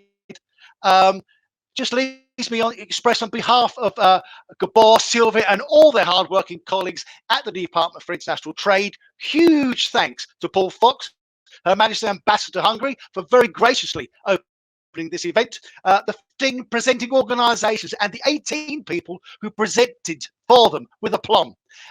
All the team at Startup Disrupt for their excellent technical support.